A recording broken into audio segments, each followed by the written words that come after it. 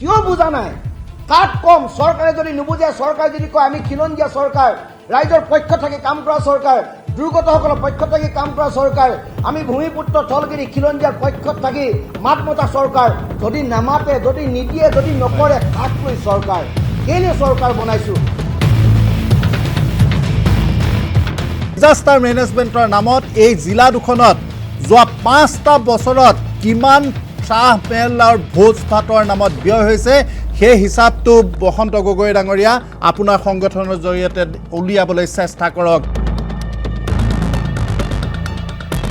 কিন্তু নগাঁৱৰ ডিচিজনক দে ঐ ডিচি এনেকৈ যে মুখ্যমন্ত্ৰী ডাঙৰীয়াই কৈছিল হিমন্ত বিশ্ব শৰ্মা ডাঙৰীয়াই তেতিয়াহ'লে সেই আই এছ এছ'চিয়েশ্যন ক'ত গ'ল বা সেই অখিল গগৈক ধিক্কাৰ দিয়া মানুহবিলাক ক'লৈ গৈছে 70% মানুহে তাত আজি তাৰিখতো পাবলৈ সক্ষম হোৱা নাই নহয় আপুনি নহয় 70% মানুহে পাবলৈ সক্ষম হোৱা নাই যাৰ কাৰণে নেকি আন্দোলন হৈছে। নমস্কাৰ, আসাম টকছৰ এই বিশেষ অনুষ্ঠান আলোচনাৰ সৈতে ষ্টুডিঅ'ৰ মজিয়াত মই প্ৰাণজিৎ শইকীয়া। চৰাইদেউ আৰু শিৱসাগৰত সৃষ্টি হোৱা প্ৰলয়ংকাৰী বানৰ এটা মাহ ইতিমধ্যে অতিক্ৰম কৰিলে। কোনো কালে বান নোহোৱা এই যি দুখনকৈ জিলা এই শেহতীয়া যি প্ৰলয়ংকাৰী বান সেই প্ৰলয়ংকাৰী বানে এক প্ৰকাৰ বিধ্বস্ত কৰি থৈ গ'ল। বানে সৃষ্টি কৰা বিভীষিকা এতিয়াও এই জিলা দুখনত মাৰ যোৱা নাই। এতিয়াও হাজাৰ হাজাৰ লোক গৃহহীন হৈ আছে। বহুতৰে ঘৰ দুৱাৰ সা সম্পত্তি সকলো উটি ভাহি গ'ল। সমগ্ৰ জীৱন বা কেইবাটাও প্ৰজন্ম ধৰি এই যি সা সম্পত্তি তেওঁলোকে আহৰণ কৰিছিল সেই সা সম্পত্তি বানে উটুৱাই লৈ গ'ল। বহু অৱস্থাপন্ন মানুহ আজি এক প্ৰকাৰ কপৰ্দক্ষুণ্ণ হৈ পৰিলে।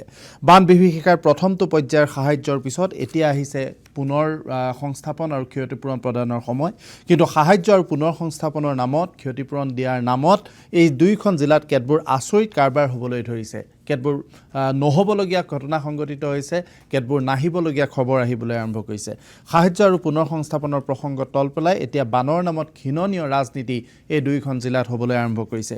শিৱসাগৰত এই ৰাজনীতিয়ে ইতিমধ্যে সকলো সীমা অতিক্ৰম কৰিছে। সাহায্য পুনৰ সংস্থাপন আৰু ক্ষতিপূৰণৰ সমান্তৰালভাৱে এই মুহূৰ্তত আটাইতকৈ প্ৰয়োজনীয় কথাটো আছিল এই প্ৰলয়ৰ এই ভয়ংকৰ প্ৰলয়ৰ উৎস কি আছিল, ইয়াৰ কাৰণ কি আছিল তাৰ সন্ধান কৰা। কাৰণ সকলো পক্ষই এটা কথাত ঐক্যমত্যত উপনীত হৈছে যে এই যিটো ঘটনা যিটো প্ৰলয় তালৈ আহিল তাত প্ৰকৃতিৰ অৱদানতকৈ আমাৰ মানৱ সৃষ্ট মানুহে সৃষ্টি কৰা পৰিৱেশৰ প্ৰভাৱ আছিল। আৰু এই পৰ্যন্ত চৰকাৰে এই ঘটনাৰ কাৰণ বা উৎসৰ সন্ধান কৰিবলৈ কোনো ফেক্ট ফাইণ্ডিং কমিটি বা বিশেষজ্ঞ কমিটি গঠন কৰি দিয়া নাই। মূল প্ৰসংগৰ পৰিৱৰ্তে এতিয়া বন্যাৰ্তৰ হাহাকাৰৰ মাজতে ইটো পক্ষই সিটো পক্ষৰ ওপৰত কেতবোৰ গোচৰ ৰুজু কৰিবলৈ আৰম্ভ কৰিছে। বান হোৱাৰ লগে লগে সকলো লোক উদ্ধাৰ আৰু সাহায্য অভিযানত এই জিলা দুখনত জঁপিয়াই পৰিছিল। আৰু এই মানুহবোৰে দুখন জিলাৰ লোক আক্ৰান্ত হ'ল আৰু বাকী আটাইকেইখন জিলাৰ মানুহে যিধৰণে উদ্ধাৰ কাৰ্যত নামিলে সেই কাৰ্যটোৱে কেৱল সেই দুৰ্গত মানুহখিনিকেই নহয় এক প্ৰকাৰ চৰকাৰখনকো উদ্ধাৰ কৰিছিল। কাৰণ চৰকাৰখনে অকলে কেতিয়াও ইমান কম সময়ৰ ভিতৰতে এই দুৰ্গত মানুহখিনিক ন্যূনতম সাহায্য প্ৰদান বা উদ্ধাৰ কৰিবলৈ সক্ষম নহ'লহেঁতেন। আৰু গোটেই বিষয়টোৰ ক্ষেত্ৰত কেন্দ্ৰীয় চৰকাৰৰ ৰোল কি সেয়া আমি দেখিছোঁ। গোটেইকেইটা প্ৰসংগ আজি আলাপনত আমি আলোচনা কৰিবলৈ লৈছোঁ। এই বিষয়ে আলোচনা কৰিবলৈ আমাৰ সৈতে আছে ৰাজ্যিক বিজেপিৰ মুখপাত্ৰ গোবিন্দ শইকীয়া ডাঙৰীয়া, ৰাজু ফুকন আছে অসম জাতীয় পৰিষদৰ সম্পাদক, ডক্টৰ প্ৰদ্যুম্ন গোস্বামী আছে নিবন্ধকাৰ বিশ্লেষক, আৰু শিৱসাগৰৰ পৰা পোনপটীয়া সম্প্ৰচাৰত আছে আটাচুৰ সভাপতি বসন্ত গগৈ ডাঙৰীয়া। মই প্ৰথমতে বসন্ত গগৈ ডাঙৰীয়া আপোনাৰ ওচৰলৈ আহিব বিচাৰিছোঁ। আপোনাৰ বেলেগ ধৰণৰ ব্যস্ততা আছে, মই খুব জোৰ কৰি আপোনাক এই অনুষ্ঠানত কেইমিনিটমানৰ বাবে বহুৱাইছোঁ। আপোনাৰ প্ৰতি মোৰ পোনপটীয়া প্ৰশ্নটো হ'ল, প্ৰথম প্ৰশ্নটো হ'ল বান আৰু পুনৰ সংস্থাপনৰ নামত আমি লক্ষ্য কৰিছোঁ দুইখন জিলাতে ৰাজনীতি হৈছে। আপোনাৰ পৰা মই জানিব বিচাৰিম, আপুনি এই বিষয়টোত অত্যন্ত সক্ৰিয় হৈ আছে, কি ধৰণৰ ৰাজনীতি এই মুহূৰ্তত শিৱসাগৰ আৰু চৰাইদেউত চলিছে যিটো চলিব নালাগিছিল?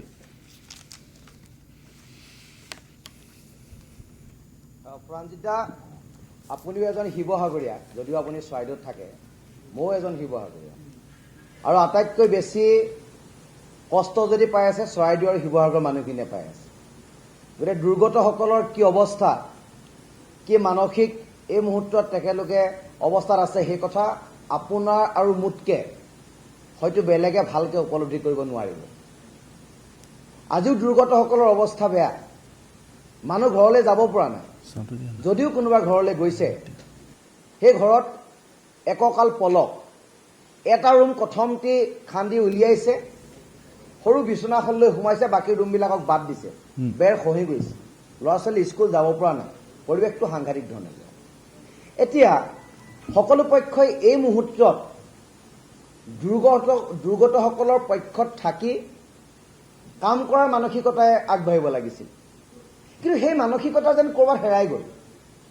শিৱসাগৰ চৰাইদেউত যেন বৰ্ণাঢ্যসকলৰ দুৰ্যোগৰ খবৰ লোৱা, বৰ্ণাঢ্যসকলৰ কাষত থিয় দি চৰকাৰক কাবু কৰোৱা, কেন্দ্ৰীয় চৰকাৰৰ পৰা কিবা আজৰি অনা, সকলো ৰাজনৈতিক দলে মতাদৰ্শৰ ঊৰ্ধত গৈ মানৱতাৰ দৃষ্টিভংগীৰে কথা বতৰাবিলাক চোৱা আৰু সমিলমিলে কামবিলাক আগবঢ়াই নিয়াৰ ইয়াত যিটো থল আছিল, সেই থলৰ পৰা মানুহবিলাক আঁতৰি গৈ নিজৰ নিজৰ পলিটিকেল এজেণ্ডাত মানুহবিলাক গুচি গ'ল। আৰু নিজৰ নিজৰ পলিটিকেল এজেণ্ডাত ছাকচেছ কৰিবলৈ যাওঁতে দুৰ্গতসকলে প্ৰাপ্যৰ অধিকাৰৰ পৰা বঞ্চিত হৈছে। আৰু যেতিয়া দুৰ্গতসকল প্ৰাপ্যৰ অধিকাৰৰ পৰা বঞ্চিত হৈ গুচি যাব, তেতিয়া উজনি অসমৰ শিৱসাগৰ চৰাইদেউৰ এই হাজাৰ হাজাৰ লাখ লাখ বৰ্ণাঢ্যৰ জীৱনলৈ অন্ধকাৰ নামি আহিব। আৰু যেতিয়া বৰ্ণাঢ্যসকলৰ জীৱনলৈ অন্ধকাৰ নামি আহিব, ক্ৰমান্বয়ে অসমৰ জাতীয় জীৱন, অসমৰ সমাজ জীৱন, অসমৰ অৰ্থনৈতিক জীৱন, অসমৰ সাংস্কৃতিক জীৱনত সাংঘাতিক ধৰণে এটা প্ৰভাৱ পৰিব। এই কথাটো অসমৰ ৰাজনৈতিক দলকেইটাই বুজাটো খুবেই প্ৰয়োজন আছিল, কিন্তু তাকে নকৰি কোন কিমান দৌৰিব পাৰে আৰু কোন কিমান দৌৰত আগবাঢ়িব পাৰে তাৰ এটা অঘোষিত প্ৰতিযোগিতা এই জিলা দুখনত চলিছে। এইটো দুৰ্ভাগ্যজনক কথা, এইটো নিন্দনীয় কথা, এইটো গৰ্হিত কথা, আৰু এইটোৱে কেতিয়াও মানৱ সমাজক আৰু কেতিয়াও বৰ্ণাঢ্যসকলক আগবঢ়াই নিয়াৰ ক্ষেত্ৰত সহায় সহযোগ নকৰে। সেই কথাটো আজি আপুনি লিখি থওক। মই এটা কথা, আমাক লাগে পাৰ্মানেণ্ট চলিউশ্যন। পাৰ্মানেণ্ট চলিউশ্যনক লৈ কোনো মাতেই মতা নাই। কিয় মাত মতা নাই? চৰকাৰে 15,000 টকা দিম বুলি কৈছে, দিব লাগিব। দুদিন দেৰি হ'লেও চৰকাৰে আমাক দিবলৈ বাধ্য। কিন্তু আমাক এতিয়া 15,000 টকা আমি পাম, 1 লাখ টকা আমি পাম। অহা বছৰ যদি আকৌ বানপানী আহে আমাক কোনে দিব? এই কঁকালে ভাঙি যোৱা মানুহখিনিক কোনোবাই উদ্ধাৰ কৰিবলৈ আহিব পাৰিব নেকি? সকলোৱে কিং কৰ্তব্য বিমুখ হৈ চূড়ান্ত সিদ্ধান্ত ল'ব।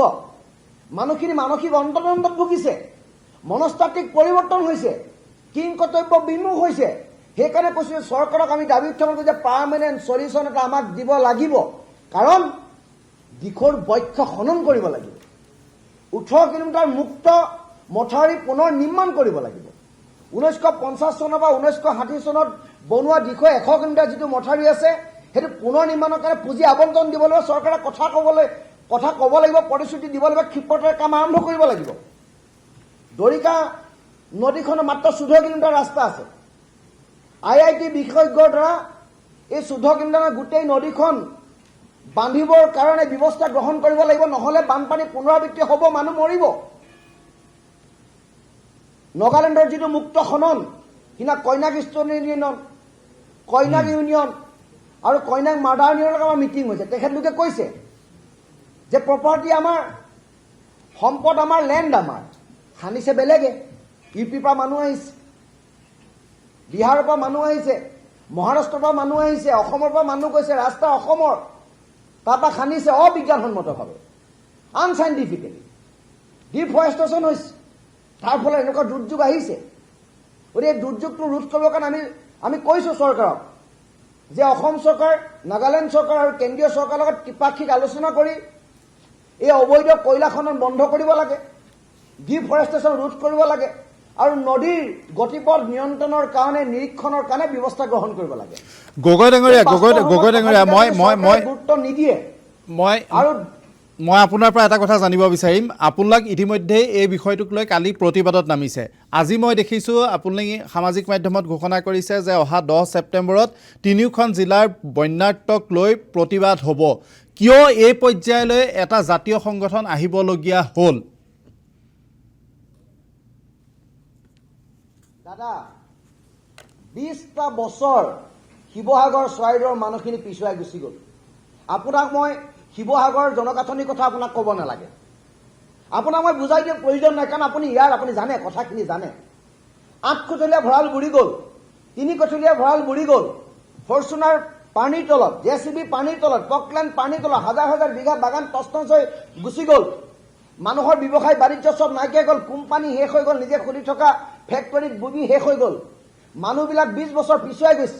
যদি মানুহবিলাকক আগৰ অৱস্থালৈ আনিবলগীয়া হয় 10,000 কোটি টকা পেকেজ আমি চৰকাৰক ডিমাণ্ড কৰিছোঁ, চৰকাৰে আমাক দিব লাগিব, কথা দিব লাগিব, চৰকাৰে কথা নাই দিয়া। দিখৰ মথাউৰি বনাম বুলি আমি দাবী কৰিছোঁ, চৰকাৰে আমাক কোৱা নাই যে দিখৰ মথাউৰি আমি বনাম। আমি কৈছোঁ স্লুইচ গেটকেইখন আপোনালোকে কিয় নিৰ্মাণ নকৰিলে? ইছ্যুৱে প্ৰতিবেদন দিছিলে 2023 চনত পুঁজি আবণ্টন হৈছিলে ডিজাষ্টাৰ মেনেজমেণ্ট, আপোনালোকে কিয় নবনালে? আজি তাৰ কাৰণে ইমানখিনি মানুহ দুৰ্ভোগত ভুগিছে, পাম লগাই পানী সিঁচিবলগীয়া হৈছে। তাক বনাম বুলি প্ৰতিশ্ৰুতি দিয়ক। কালি আমি প্ৰতিবাদ কৰিছোঁ, 10 তাৰিখৰ 1000 মানুহ ৰাজপথলৈ উলিয়াই আনিম জনতাৰ স্বাৰ্থত, কোনো ৰাজনীতিৰ স্বাৰ্থত নহয়। কোনো ৰাজনীতি কৰিছে কৰক, কিন্তু ৰাইজে চাই আছে। দুখীয়া মানুহক লৈ, কঁকাল বগা মানুহখিনিক লৈ, সৰ্বহাৰা এখিনি মানুহক লৈ, নিজে মৃত্যুৰ মুখলৈ তিল তিলকে গৈ থকা এখিনি মানুহক লৈ, ঘৰ বাৰী নাইকিয়া ৰাজপথত শুই থকা এখিনি মানুহক লৈ, গোহালি ঘৰত শুই থকা মানুহখিনিক লৈ ৰাজনীতি কৰি যদি কোনোবাই ৰাজপাত দখল কৰিম বুলি ভাবিছে, সি মূৰ্খৰ চকত বাকৰি। শিৱসাগৰ মানুহে সেইটো জানে, চৰাইদেউৰ মানুহে সেইটো জানে। যিমানেই কেতু ফালক, যিমানেই যি নকৰক, যিমানেই ৰাজনীতি নকৰক, যিমানেই বোকা নছটিয়ক, অসমৰ মানুহ, শিৱসাগৰ চৰাইদেউৰ মানুহে ৰাজনীতি কেনেকৈ কৰিব লাগে জানে। কাৰণ শিৱসাগৰ চৰাইদেউৰ মানুহৰ তেজত ৰাজনীতি এটা লিগেচি আছে। সেই লিগেচি বা মানুহ আঁতৰি আহিব নোৱাৰে, গোটেই মানুহক মূৰ্খ বনাব নোৱাৰে। কিন্তু এই মুহূৰ্তত, দুৰ্যোগৰ এই ক্ষণত, এই সৰ্বহাৰা সৰ্বশ্ৰান্ত মানুহখিনিক লৈ যি ৰাজনৈতিক পাশা খেল খেলিছে, তাত আমি বিতুষ্ট হৈছোঁ।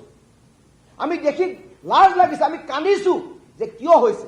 সেইকাৰণে অসমৰ এই মানুহখিনিক বচাবৰ কাৰণে, দুৰ্গতসকলক বচাবৰ কাৰণে আমাক এটা প্ৰতিশ্ৰুতি লাগে যে অনাগত সময়ত এইখিনি কাম আমি কৰি দিম আৰু বান নোহোৱাৰ কাৰণে ব্যৱস্থা গ্ৰহণ কৰিম। যদি নেচাৰেল কেলেমিটি হয় কথা বেলেগ, কিন্তু মেন-মেড ডিজাষ্টাৰ হৈছে, আমি জানো কিহৰ কাৰণে হৈছে। আপুনি এটা কথা জানিব প্ৰাণজিৎ দা, যে দিখৰ এটা মথাউৰি ভগা নাই। এইবাৰ যি বানপানী হৈছে, দিখৰ মথাউৰি ভগা নাই, দিখৰ মথাউৰি ওপৰে পানী বাগৰিছে। য'ত মথাউৰি নাই সেইফালেদি পানী সোমাই আহিছে, উঠক কিন্তু উন্মুক্ত ৰাস্তা দি। দিচাঙত ক'তো মথাউৰি ভগা নাই, তাত মথাউৰি নাই, পানী সোমাই আহিছে। দৰিকাত মথাউৰি নাই, পানী সোমাই আহিছে। গতিকে এনেকুৱা ধৰণৰ বাতাবৰণ শিৱসাগৰত হৈছে। গতিকে এই কথা বতৰাবিলাক চৰকাৰী ঘৰৰ মানুহে যদি নুবুজে, ৰাজনৈতিক মানুহখিনিয়ে যদি নুবুজে, জনপ্ৰতিনিধিয়ে যদি নুবুজে, কোনে বুজিব, কোনে ক'ব? গতিকে সেইকাৰণে আমি সৰ্বসাধাৰণ মানুহখিনিক লৈ আমি ৰাজপথত নামিছোঁ। 10 তাৰিখে বৃহৎ প্ৰতিবাদ হ'ব। 10 তাৰিখৰ প্ৰতিবাদত যদি আমি তাৰ ৰিজাল্ট চৰকাৰ নাপাওঁ, আমি আপোনাক আজি পুনৰ স্পষ্টকৈ কৈছোঁ, উজনি অসম বন্ধৰ দৰে কাৰ্যসূচী আমি ল'ম। কাৰণ মানুহখিনিক বচাব লাগিব, দুৰ্গতসকলক উদ্ধাৰ কৰিব লাগিব, উঠি অহা নৱপ্ৰজন্মৰ সোণহেৰীয়া সপোনক বাস্তৱ ৰূপ দিব লাগিব, ঘৰ বাৰী বনাই দিয়াৰ প্ৰতিশ্ৰুতি চৰকাৰে দিব লাগিব। সেইকাৰণে কৈছোঁ, 10,000 কোটি টকাৰ পেকেজ যেতিয়ালৈকে চৰকাৰে ঘোষণা নকৰিব, যেতিয়ালৈকে দিখৰ উন্মুক্ত মথাউৰি বনাম বুলি প্ৰতিশ্ৰুতি নিদিব, দৰিকাৰ মথাউৰি বনাম বুলি প্ৰতিশ্ৰুতি নিদিব, স্লুইচ গেট কেইখন উন্নত মানদণ্ডৰ কৰিম বুলি প্ৰতিশ্ৰুতি নিদিব, তেতিয়ালৈকে আমাৰ আন্দোলন চলি থাকিব। বন্ধৰ দৰে আন্দোলন কাৰ্যসূচী ল'ম। কাৰণ আমি আমাৰ অসমৰ জনসাধাৰণৰ থলগিৰি খিৰঞ্জীয়া ভূমিপুত্ৰ সৰ্বহাৰা দিশহাৰা মানুহখিনিক বচোৱাৰ সংকল্প আমি লৈছোঁ আৰু মানুহখিনিক আমি বচাম। গগৈ, আপোনাৰ প্ৰতি মোৰ শেষ প্ৰশ্নটো হ'ল, আপোনাৰ সুকীয়া ব্যস্ততা আছে মই জানো, আপোনাৰ প্ৰতি মোৰ শেষ প্ৰশ্নটো হ'ল, প্ৰথমৰ পৰা কৈ আহিছোঁ, আপুনিও কৈছে, মই নিজেও গৈছোঁ, মই কংকন বস্তি পৰ্যন্ত পাহাৰ বগাই পেলাই সেই ভগ্ন ৰাস্তাৰে মই গৈছোঁ খোজকাঢ়ি পেলাই। তাত যাওঁতে নাগিনী মৰা বিহুবোৰত কি পৰিৱেশ হৈছে, কয়লা খনিৰ নামত কি চলিছে, এই সকলোখিনি দেখিছোঁ। এতিয়া মূল কথাটো হৈছে, আমি সকলোৱে জানো যে এইটো এটা প্ৰাকৃতিক কাৰণতকৈও মেন মেড ডিজাষ্টাৰ, মানৱসৃষ্ট হোৱাৰ সম্ভাৱনা যথেষ্ট প্ৰবল। মোক এতিয়া আপুনি এটা কওক, এটা জাতীয় সংগঠনৰ এজন নেতা হিচাপে, যিটো প্ৰসংগ মই আপোনাক শিৱসাগৰলৈ যাওঁতেও সুধিছিলোঁ, যে এই যিটো উৎস আৰু কাৰণ, ইয়াৰ সন্ধানৰ বাবে এখন ফেক্ট ফাইণ্ডিং কমিটি গঠন কৰাটো কিমান প্ৰয়োজন, আৰু সেই বিষয়টো আপোনালোকে চৰকাৰৰ ওচৰলৈ কি ধৰণে লৈ যাব? আমি চৰকাৰক প্ৰথমতে চৰকাৰক আমি মেমৰেণ্ডাম দিছোঁ 10 দফীয়া দাবী। আমি তাত উল্লেখ কৰিছোঁ যে এখন বিশেষজ্ঞ কমিটিৰ দ্বাৰা ইয়াৰ কাৰণ, প্ৰকৃত কাৰণ ৰাইজৰ আগত উদ্ঘাটন কৰক, ৰিচাৰ্চ কৰক, এখন বিশেষজ্ঞ সমিতি আপোনালোকে বনাওক। সেইটো আমাৰ দাবী। আমি কৈছোঁ যে কিয় এনে হ'ল তাৰ কাৰণে ছইল টেষ্ট কৰক, যে যিবিলাক মাটি আহিলে সেই মাটিবিলাক কি তাত পলস আছে নে তাত কয়লা আছে নে তাত শিল আছে নে বালি আছে কি আছে সইল টেষ্ট কৰি অসমৰ ৰাইজক জনাওক আৰু প্ৰাণজিৎ দা আপুনি কথাটো সুধিছে কাৰণে মই ভালেই পাইছোঁ মই আপোনাক জনাইছোঁ এই যে এবুকু এবুকু পলস এই যে পৰিলে আমাৰ পথাৰবিলাকত এতিয়া যে খেতি কৰিব পৰা নাই যদি সেইবিলাক সঁচা অৰ্থত পলস হয় তেতিয়াহ'লে মানুহবিলাক বাচিব যদি পলস নহয় কয়লা মিহলি যদি মাটি হয় শিল মিহলি যদি মাটি হয় বালি মিহলাৰ যদি গোটেইখিনি হয় তেতিয়াহ'লে অসমৰ এই দুখন জিলাৰ পথাৰসমূহ আপুনি ধৰি থকা এখন মৰুভূমি সদৃশ পৰিৱেশ হ'ব ইয়াত আৰু খেতি বাতি নহ'ব কেৱল মাত্ৰ মানুহবিলাকে মৰিবৰ কাৰণেহে বাট চাই থকাৰ দৰে পৰিৱেশ হ'ব যেনেকৈ মানুহ এটা তলত থাকিলে মৰা হয় এটা তলত থাকিলে সগুন এটা ওপৰত উৰি ফুৰে কেতিয়া মৰিব কেতিয়া খাম তেনেকুৱা পৰিৱেশ এই শিৱসাগৰৰ চৰাইদেউত হ'ব সেইকাৰণে অসম চৰকাৰক কৈছোঁ যে বিশেষজ্ঞ সমিতি বনাওক কাৰণটো ৰাইজক দেখাওক সইল টেষ্ট কৰক ৰাইজক প্ৰকৃত কাৰণ জানিব লাগে ৰাইজে কৰক আৰু আমি কৈছোঁ যে এখন আইন প্ৰস্তুত কৰক যিখন আইনৰ জৰিয়তে এই কামবিলাক শুদ্ধ আৰু প্ৰকৃত অৰ্থত হ'ব পাৰে ৰাইজ বাচিব পাৰে তেনেকুৱা ধৰণৰ কৰ্মকাণ্ড কৰক আমি জানো যে নগালেণ্ডত C71A আৰ্টিকল তাত প্ৰযোজ্য তাৰ মাটিৰ অধিকাৰ তাৰ সম্পদৰ অধিকাৰ ৰাষ্ট্ৰ নহয় কেন্দ্ৰীয় চৰকাৰ নহয় ৰাজ্য চৰকাৰ নহয় কেৱল মাত্ৰ তাৰ মানুহখিনি কিন্তু সেই মানুহখিনিটো বচাব লাগিব আজি নগালেণ্ড বাচিলেহে অসম বাচিব আজি নগালেণ্ডৰ মানুহখিনিয়ে যদি নেবাচে অসম ক'ত বাচিব আজি যদি মেড ডিজাষ্টাৰ নগালেণ্ডত হয় নগালেণ্ডৰ মানুহখিনিতো মৰিছে তাৰ মানুহখিনি কেনেকৈ বাচিলে তাৰ মানুহখিনি সেইকাৰণে বাচিলে কাৰণ মন জিলাৰ যিজন উপায়ুক্ত তেখেতৰ দূৰদৰ্শী চিন্তা চেতনাৰ কাৰণে তাত এখিনি মানুহ বাচিলে কাৰণ তেওঁ তাৰ উমান পাইছিলে তেওঁ গম পালে আৰু তেখেতক এলাৰ্ম দিয়াৰ কাৰণে এলাৰ্ট কৰি দিয়াৰ কাৰণে সেই মানুহখিনি ধন হানি খুব কম হ'ল তাত মাত্ৰ 8জন মানুহ মৰিলে কিন্তু শিৱসাগৰৰ চৰাইদেউৰ উপায়ুক্ত কেইজনৰ গাফিলতিৰ কাৰণে তেখেতলোকৰ মেকানিজিম ফেইল হোৱাৰ কাৰণে চৰকাৰৰ ডিজাষ্টাৰ মেকানিজিম টোটেল ফেইলাৰ হোৱাৰ কাৰণে আজি নেপালী খুটিত আজি 300ৰো ওপৰৰ মানুহ মৰিলে আপুনি চাব চৰকাৰী হিচাপত তাত 105জন মানুহ মৰিছে কিন্তু সেই নেপালী খুটি অঞ্চল এখন সৰু মিনি ভাৰতবৰ্ষৰ টাইপ ভাৰতবৰ্ষৰ বিভিন্ন প্ৰান্তৰ পৰা মানুহ আহি তাৰ শিল খনন লাগি থাকে কয়লা খননত লাগি থাকে কাৰো ক'তো এড্ৰেছ নাই কাৰো ক'তো হেৰি নাই কোনোবাই ক্ৰাইম কৰি সেই তাৰ গছতলতে শুই থাকে সেই মানুহখিনি কলৈ গ'ল নিমিষ এটা নাইকিয়া হৈ গুচি গ'ল সেই মানুহখিনি পলসৰ তলত আছে যদি আপুনি খান্দে দেখিব তাত 3ঘৰৰ ওপৰত ডেড বডি এতিয়াও তাত সোমাই আছে চৰকাৰে সেই কথাবিলাক মুকলিমূৰীয়াকৈ নকয় জানে চৰকাৰে প্ৰশাসনে জানে মুকলিকৈ নকয় কাৰণ ডিজাষ্টাৰটো ৰখাব লাগিব ডিজাষ্টাৰ কথাটো ৰাইজৰ আগত উপস্থাপন কৰিব ৰাইজৰ খৰ্গহস্ত হ'ব কিন্তু আমি শংকাত আছোঁ আমি দুখত আছোঁ আমি ক্ষোভত আছোঁ অনাগত ভৱিষ্যতৰ কাৰণে আমি সাংঘাতিক ধৰণৰ এটা মানে কি কৰিম কি নকৰিম এটা পৰিৱেশৰ মাজত আছোঁ কাৰণ সকলোতকৈ ৰিচেষ্ট শিৱসাগৰ চৰাইদেউৰ মানুহখিনি ধ্বংস মই কোৱা নাই অৰ্থনৈতিকভাৱে ধনী মানুহ কালচাৰেলি ধনী মানুহ হিষ্টৰিকেলি ধনী মানুহ অৰ্থনৈতিকভাৱে ধনী মানুহ সাংস্কৃতিকভাৱে ধনী মানুহ এই সাংস্কৃতিক মানুহখিনি এই ঐতিহ্যপূৰ্ণ মানুহখিনি যদি শেষ হৈ গুচি যায় অসমৰ পৰিকাঠামো জীয়াই থাকিব সেই কথাটো যদি চৰকাৰে উপলব্ধি নকৰে সেই কথাটো ৰাজনৈতিক নেতাবোৰে যদি উপলব্ধি নকৰে সেই কথাটো যদি জনপ্ৰতিনিধিয়ে উপলব্ধি নকৰি কেৱল মাত্ৰ ভোটৰ অংক কৰি যদি সৰ্বশ্ৰান্ত মানুহখিনিক ৰাজপথলৈ উলিয়াই অনাৰ যদি প্লেনিং কৰি থাকে তেতিয়াতো আমি কিবা এটা কৰিব লাগিব মানুহখিনি দুৰ্গতসকলৰ পক্ষত আমি থাকিব লাগিব মাতিব লাগিব পলিটিক্স তেনেকৈ শিৱসাগৰত আমি হ'বলৈ নিদিম চৰাইদেউত এনেকুৱা পলিটিক্স হ'বলৈ নিদিম যোৰহাটত এনেকুৱা পলিটিক্স হ'বলৈ নিদিম কাৰণ আমি দিশহৰা আমি বৰ্ণাঢ্য আমি ভুক্তভোগী ঘৰ আমাৰ নাই বাৰী আমাৰ নাই গৰু আমাৰ হেৰাই গৈছে মাটি আমাৰ হেৰাই গৈছে গাহৰি নাইকিয়া হৈ গ'ল ছাগলী নাইকিয়া হৈ গ'ল আজিৰ তাৰিখতো মানুহে আহি কৈছে যে দাদা মোক চলিবলৈ আপুনি একো দিব নালাগে মোক দুটা পেন কিনি দিব পাৰিব নেকি দাদা দুখৰ কথা মোৰ জিলা সমিতিৰ যিজন ছেক্ৰেটাৰী কালি এখন মিটিং দিছোঁ বেচেৰা আহিব পৰা নাই মোক কৈছে দাদা মোৰ পেন নাই বোলে কি হ'ল তোৰ এইবিলাক পেন চব উৰি গ'ল ঘৰটো ভাগি গ'ল চলাৰ ওপৰত পানী গাড়ী চাড়ী চব গুচি গ'ল মোক আপুনি কাইণ্ডলি কিবা এটা দি পঠাবচোন মই তাক দিব এনেকুৱা দুৰ্দশাৰ মাজত আজি নিমাইজান হাপেখাটি বেতবাৰী এই অঞ্চলৰ মানুহখিনি আছে সেই কথা কোনে বুজিব কিয় বুজা নাই কাক কম চৰকাৰে যদি নুবুজে চৰকাৰে যদি কয় আমি খিলঞ্জীয়া চৰকাৰ ৰাইজৰ পক্ষ থাকি কাম কৰা চৰকাৰ দুৰ্গতসকলৰ পক্ষ থাকি কাম কৰা চৰকাৰ আমি ভূমিপুত্ৰ থলগিৰি খিলঞ্জীয়াৰ পক্ষত থাকি মাত মতা চৰকাৰ যদি নামাতে যদি নিদিয়ে যদি নকৰে কাক লৈ চৰকাৰ কেলে চৰকাৰ বনাইছোঁ অভিভাৱক আমি কিয় বনাইছোঁ এই কথা বতৰাবিলাক এজন ভুক্তভোগী হিচাপে আমাৰ অন্তৰত আছে মই কোনো লিডাৰ হিচাপে কথাবিলাক কোৱা নাই দাদা গাঁৱৰ প্ৰতিটো প্ৰান্তৰ যিটো আমি ভুক্তভোগী আমি সৰ্বহাৰা আমি দিশৰ আমি সৰ্বশান্ত আমি সেই সুৰতহে আমি কথাখিনি কৈছোঁ আমি কোনো পলিটিকেল নেতাও নহয় আমি কোনো দলৰ সংগঠনৰ নেতা হিচাপে কথাখিনি আমি ক'ব বিচৰা নাই, কেৱল মাত্ৰ দুৰ্গতসকলৰ মনৰ কথাখিনি ক'ব বিচাৰিছোঁ। আৰু এই সময়ত শিৱসাগৰ চৰাইদেউত এনেকুৱা ধৰণৰ ৰাজনীতি হৈছে, এনেকুৱা ধৰণৰ ৰাজনৈতিক পাশা খেল হৈছে, যেনিবা কালিলেহে ইলেকশ্যন, কালিলেহে যেনিবা লোকসভাৰ ইলেকশ্যন, কাইলৈহে যেনিবা বিধানসভাৰ ইলেকশ্যন। এতিয়া মানুহখিনিক পইচা দিম বুলি টনৰজা কৰি থাকি এই মানুহখিনিয়ে যেন যে পইচা দিব তাকে ভোট দিব, এনেকুৱা এটা প্লেনিং কৰি জনপ্ৰতিনিধিবিলাকে মানুহবিলাকক বুৰ্বক বনাইছে। মানুহবিলাকক এই গৰমত, এই ৰ'দত, এই কিবা কিবি কৰি, এই DC অফিচ, এই SDC অফিচ, এই প্ৰতিবাদ, এই আমুক, এই তামুকত লৈ গোটেই মানুহখিনি তছ কৰি গুচি দিছে। গতিকে মই সকলো পক্ষক এটা অনুৰোধ জনাম, এই বৰ্ণাঢ্যৰ সময়ত, দুৰ্দশাৰ সময়ত, দুৰ্যোগৰ সময়ত ৰাজনৈতিক পাশা খেলত খিলঞ্জীয়া তলগিৰি ভূমিপুত্ৰ জনতাক আপোনালোকে কেতিয়াও মেৰ পাছত নভৰাব। দুৰ্গতসকলৰ পক্ষত থাকক আৰু যদি পাৰে সহায় কৰক, যদি নোৱাৰে মনে মনে থাকক। তথাপিতো এনেকুৱা ধৰণৰ লেতেৰা ৰাজনীতি শিৱসাগৰ চৰাইদেউত আপোনালোকে নকৰিব। মই সকলো পক্ষকে বিনম্ৰতাৰে অনুৰোধ জনাইছোঁ। আৰু চৰকাৰৰ সকলো পক্ষই কওক যে প্ৰকৃত কাৰণ ৰাইজে জানিব বিচাৰিছে, জনাওক। অহা বছৰ যাতে এনেকুৱা বানপানী, মেনমেড ডিজাষ্টাৰ হওক, নেচাৰেল কেলেমিটি হওক, লাগিলে মানুহ ধ্বংস কৰিব নোৱাৰে, তাৰ প্লেনিং বনাওক, তাৰ প্ৰজেক্ট বনাওক। আৰু চৰকাৰে 10,000 কোটি টকাৰ পেকেজ এইকেইখন জিলালৈ ঘোষণা কৰক, তেতিয়া মানুহ বাচিব, নহ'লে মানুহ শেষ হৈ গুচি যাব। ধন্যবাদ জনাইছোঁ বসন্ত গগৈ। খুব কম সময়ৰ ভিতৰতে গোটেই সামগ্ৰিকভাৱে যিটো পৰিৱেশ, সেই পৰিৱেশটো আপুনি আমাৰ দৰ্শকসকলক জনালে।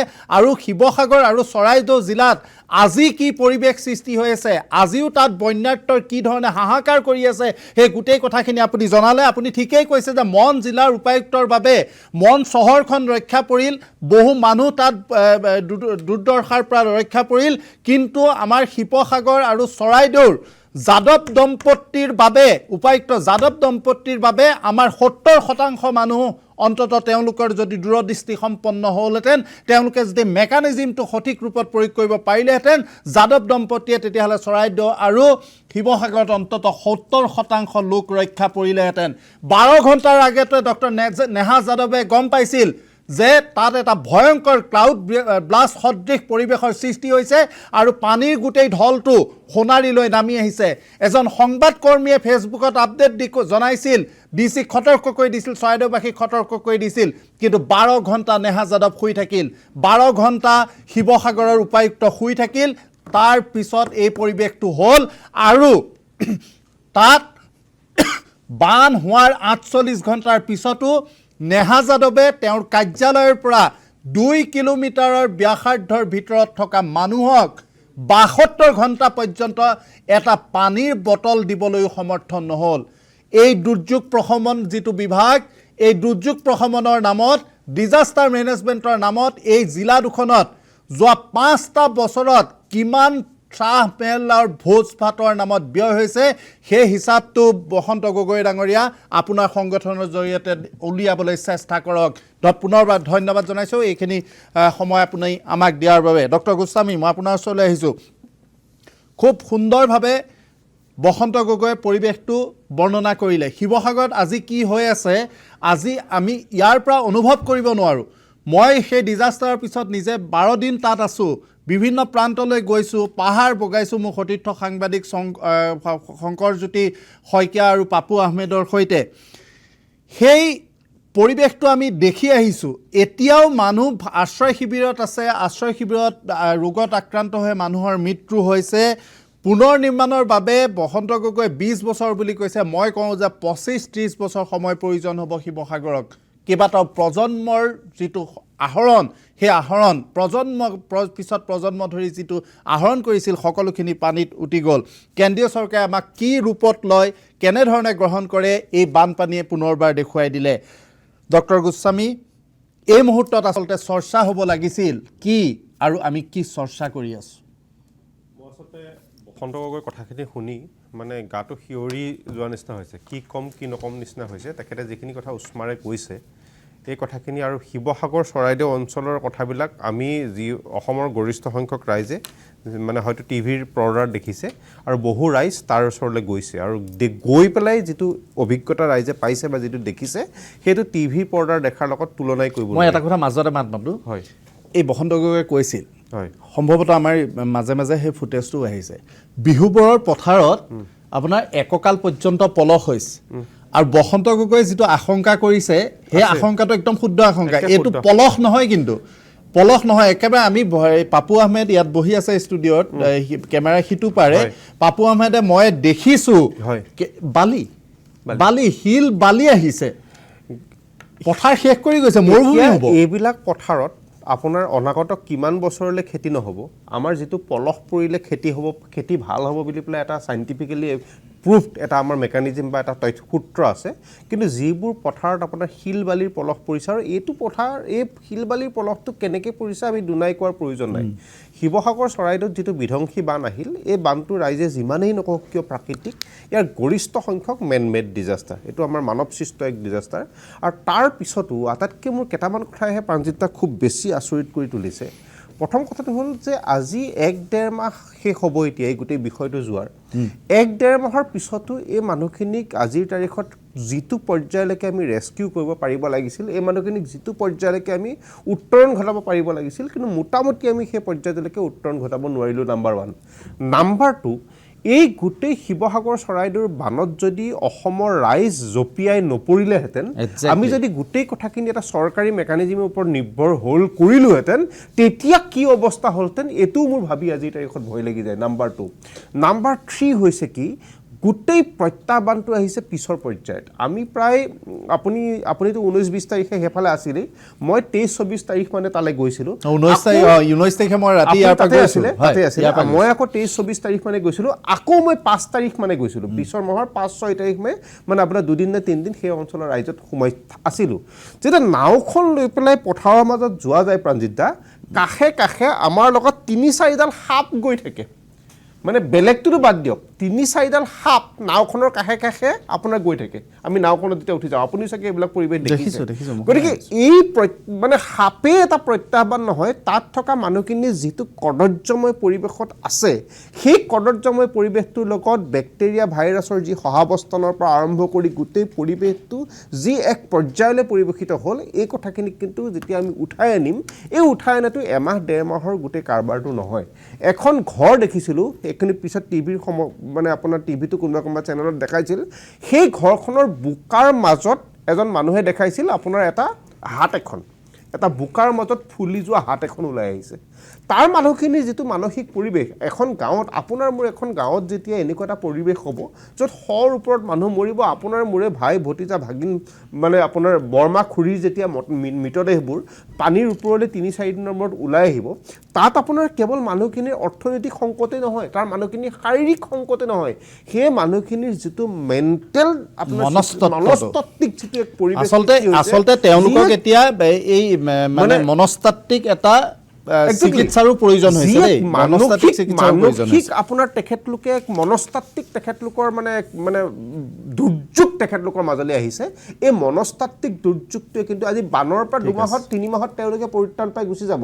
অৰ্থনৈতিকভাৱে 15,000 টকা দিব 15,000 টকাটো একো নহয় বুলিয়ে ক'ব পাৰি বা 15 লাখ দিলেও তেওঁলোকৰ অৰ্থনৈতিক পৰিৱৰ্তন হ'ব কিন্তু যি এক মনস্তাত্ত্বিক পৰিৱৰ্তন হ'ল এই মনস্তাত্ত্বিক দুৰ্যোগটোক আমি কিদৰে মোকাবিলা কৰিব পাৰিম আজি গৰম বন্ধ কিবা কাৰণে 15 দিন বহাই দিছে কৰবাত 20 দিন বহাই দিছে আজিৰ তাৰিখতো কলেজবিলাকৰ লাইব্ৰেৰী পৰ্যন্ত পানীৰ তলত সোমাই আছে মই পঢ়ি অহা যিখন কলেজ সেই কলেজখনৰ 12টা লেপটপ হৈছিল গুচি গ'ল এটেণ্ডেন্সৰ যিকেইটা টেবলেট আছিল সেইকেইটা গুচি গ'ল সেই পুৰণি দিনৰ 1936 চনত স্থাপিত কলেজ স্কুল সেই স্কুলখনৰ গোটেই লাইব্ৰেৰীটো শেষ হৈ গ'ল সেইবিলাক কেতিয়াও ধনেৰে কেতিয়াও ক্ৰয় কৰিব নোৱাৰি এতিয়া আমি বিদ্যায়তনিক উত্তৰণৰ কাৰণে তাৰ শিক্ষক কৰ্মচাৰীসকল জড়িত যদি কৰিবলগীয়া হয় গৰিষ্ঠ সংখ্যক স্কুল কলেজৰ শিক্ষক কৰ্মচাৰী নিজেই আধা পানীৰ তলত সোমাই আছে তেওঁলোকৰ হয় কোনোবা পৰিয়ালৰ মানুহ হেৰুৱাইছে নহয় কাৰোবাৰ বেমাৰ হৈছে আমি এটা চিকিৎসা শিবিৰলৈ গৈছিলোঁ আমি এটা চিকিৎসা শিবিৰলৈ যোৱাৰ পিছত মানুহখিনি যি প্ৰায় 500 মান মানুহ